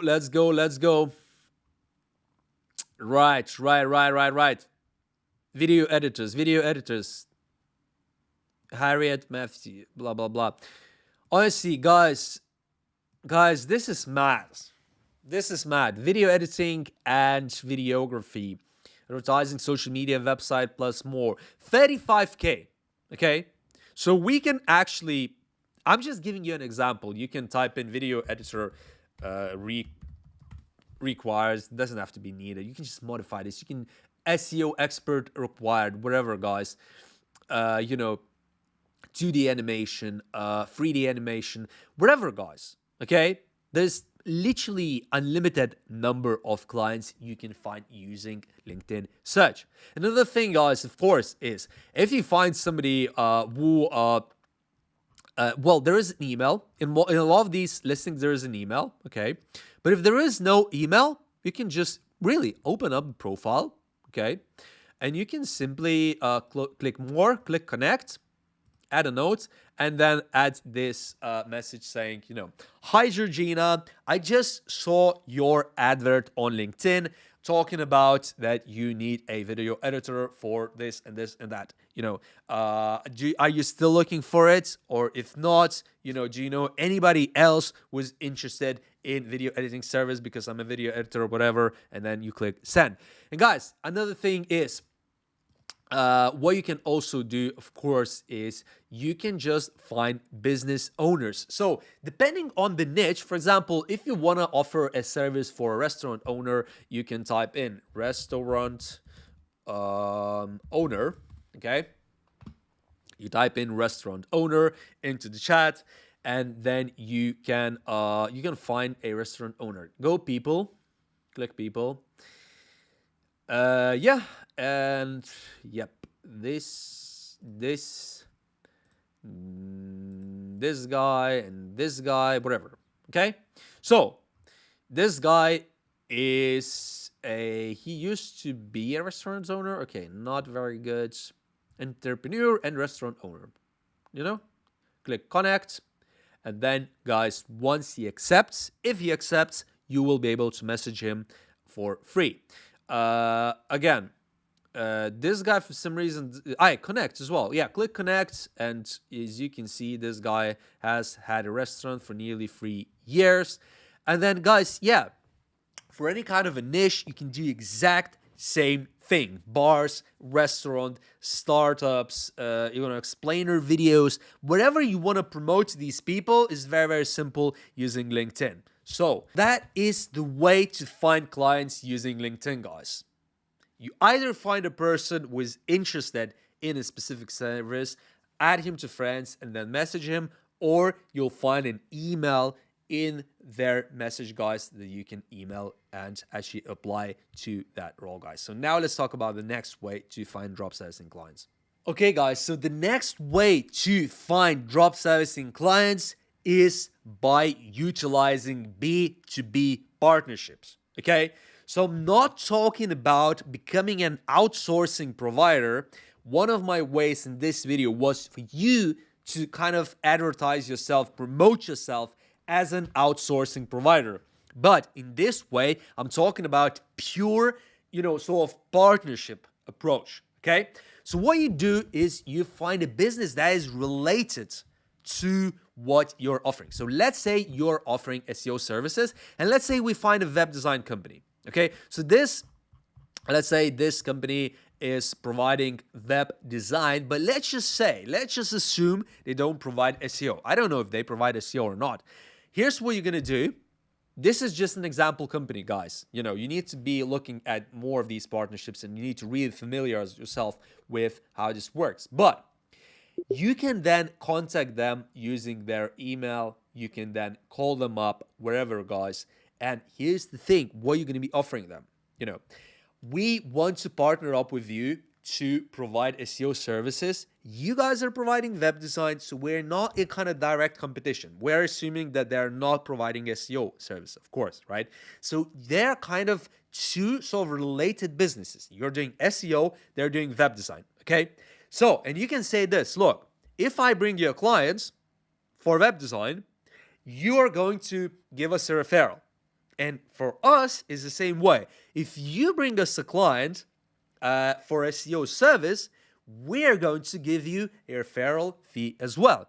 So as you can see, by talking to other businesses who are kind of closely related to your niche, you can actually get into these partnerships. And of course, guys, when you're very small, and especially if you're just drop servicing, you're a small agency, you're pretty much a freelancer, you know, you of course are not going to have that much of an audience to promote their business, but you're hoping that by forming this sort of alliance, this sort of partnership, they can push your name out there. And if they get a client for you, for example, these guys seem quite big. So let's say they find a client for you for $10,000 to really optimize someone's website when it comes to SEO. And you know, $10,000 for SEO is actually not that much. Honestly, believe it or not, their website's spending hundreds of thousands of dollars per year, if not millions per year on SEO. So I'm talking about regular medium-sized business who could spend 10K on SEO per year, for example, right? And here's the thing. So if they find you a client like that, you know, they give you the details and you probably will sign a contract of some sort, right, with this kind of a partner. And if they bring you a client, let's say you give them 30% of the revenue, okay? And if you guys then go into Fiverr and let's say you actually fulfill, SEO, let's say you fulfill that service for, let's just be super conservative. Let's say you fulfill that service for let's say 3,000, okay? So if they're bringing you a client for 10K, you're fulfilling it for 3K, you have 7K left. So giving them 3K for the introduction and you're left with the remaining of the money. Guys, this is a huge profit. And, you know, did you bring the client? No. Did you do the work? No. Guys, you're just in the middle. You know, you just found a partnership with a sort of relevant business.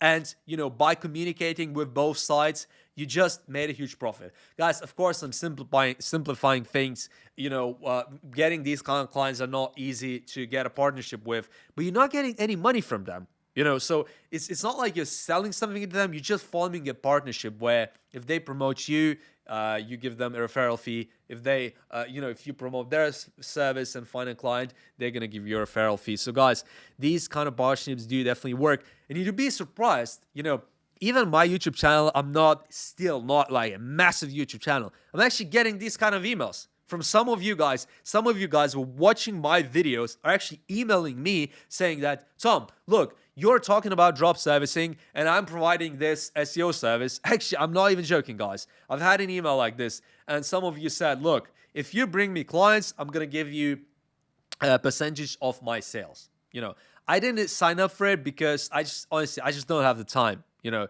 if the person said he's going to pay me upfront, fair enough. I'm happy to look into it. But if it's just a referral fee, I just can't be asked, guys, honestly. I have better things to do.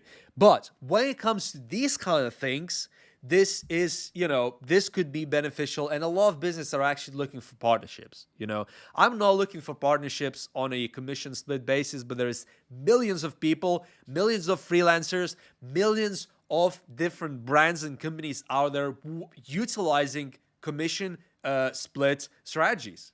You know, referral scheme strategies. It's very common way. So guys, this is one of the last ways to find clients for drop servicing, but we still have a bit more. So I hope you keep making notes. And if you're still watching up to this point, guys, that's incredible. I'm super happy. And guys, By the end of this video, you're gonna have so many ideas how to find clients that your head is gonna just explode from the information, guys. Honestly, this is crazy. And I've been speaking for almost 4 or 5 hours straight. So, you know, I got myself so many ideas by just doing this. It's crazy, guys. But honestly, this is amazing. And also, if you're still watching by this point, drop a like, guys. And honestly, you're gonna be winning for investing your time into this. Now, let's talk about the next way. Okay, guys, so the next and final thing is referral schemes. Okay, so we just spoke about 19 different ways how to get drop servicing clients, guys. From LinkedIn to Instagram to YouTube, email lists, Facebook pages. Guys, it's crazy. Job portals. What we covered Upwork, where you can get clients. We covered Fiverr, how to get clients. We covered cold calls. Guys, we covered so many different. We covered literally almost every single imaginable way how to get clients for drop servicing. But the final way is this. Actually, word of mouth and referrals is one of the best strategies to find clients for local businesses, okay? And in this case, you're not a local business. But guys, here's the thing. Once you get at least one client for a web design, what you need to do is you need to be very strategic about it. You don't want to just deliver the service, whether that client is on Upwork, whether that client is from Fiverr, whether that client is from Facebook. Wherever you find that client, you need to be super strategic. Once you're sort of ready to deliver your service, after everything is said and done, you want to either get on a call or a chat or whatever and just really thank the client, thank them for actually choosing to work with you, and just be very genuine and very, really just be a nice person and just say, look, I really appreciate your business and I really appreciate if you can refer my services to your friends, colleagues, wherever. But guys, I usually end up doing something slightly even different. I go even step further and I say, look, I really enjoyed working with you. I would love to have more clients like you. What would it take for you to actually promote me to your, your potential, to other clients, to your friends, to family, whatever. And, I always just say, look, I don't want to bribe you, but I can give you, a referral fee. So for example, if you bring me another video editing client, let's say I'm talking to a YouTube channel owner, right? If you bring me another YouTube channel who is going to sign up for video editing service regularly with myself, I'm going to give you either a kickback. So for example, 50% of their first month spend, or I'm actually going to deliver some videos for you for free. You bring me a client that is paying, I'm going to give you a lot of value, okay? So it's not that I'm just asking, just refer me some business and I'm not giving anything back. No, I want to give them a lot back, because if they bring me a client, that client is going to hopefully stay with me, and then hopefully that client after some time is actually going to refer more people, and then the chain starts, because you need to get your foot in the door. Once you get your foot in the door, then you can sort of grow through referrals. And guys, honestly, I just described to you 20 different ways how to find clients. If you find a client, one client per each way, that's 20 clients. And then you can leverage, referrals to get into 100 clients. Honestly, guys, because it just works exponentially, guys. So choose a niche, find clients, and then, guys, utilize referral strategies, and, guys, promote to these clients. Really talk to them and just be very sincere, but actually offer them some value, either a cash kickback or additional services for, if they provide you referrals, guys. So yeah, guys, this was crazy. I don't even know how long we've been doing this for, but this course has been probably around 4 or 5 hours. And guys, by the end of this video, if you watch the entire video, you're going to know how to find drop servicing clients. You're going to have so many ideas. Honestly, I cannot believe that somebody genuinely watches this entire video, finds out all the strategies how to find drop servicing clients, and still doesn't know what to do. Because I gave you all of the ideas. Almost everything that you can think of, almost all of every single way that people are using to find drop sizing clients, almost all of it. I crammed it from almost all of the videos on YouTube into just one video. So guys, I hope that you appreciate this video, guys. Drop a like, subscribe, and I have a lot of videos and I will keep making videos about drop sizing. So guys, please help me to grow to 50k subscribers. And guys, final thing, if you like this video and if you found a ton of value and if you think that you're going to make money, and some of you will definitely make money because I'm starting to get emails and comments from you guys that after watching my videos, you started making money with drop servicing and it's making difference in your life. You're paying your bills, you're paying for your petrol, you're paying for your family, your kids and whatever. I'm really happy. This is exactly what I want to see, guys. I want you succeeding because first of all, guys, of course, I'm not running a charity here. But I really like doing these YouTube videos. But my game plan as well is, guys, I want to grow this channel to a very big audience. And at some point, I'm going to monetize it with YouTube views. And of course, guys, I also have mentoring. I've already told you in one of my previous videos that I have a paid mentoring. And it's either a one-off call of 1 hour or 3 months, guys. So if you're interested in paid mentoring, and guys, paid mentoring is really, it's something where, it's not a generic thing like here. Paid mentoring is more about I'm specifically, talking to you one-on-one to really go into your specific situation, your specific skills, your specific knowledge, specific, sort of time allowance, how much time you have and stuff like that, where you live, how much budget you have, and really sort of create your customized plan, customized strategy, how to start a drop sizing business for you specifically, okay? And then, of course, I help you guys to find at least one client. So if you're interested in my paid mentorship scheme, drop me an email here and we can talk about it. And guys, it was super fun talking to you today, and I'm gonna see you in the next video.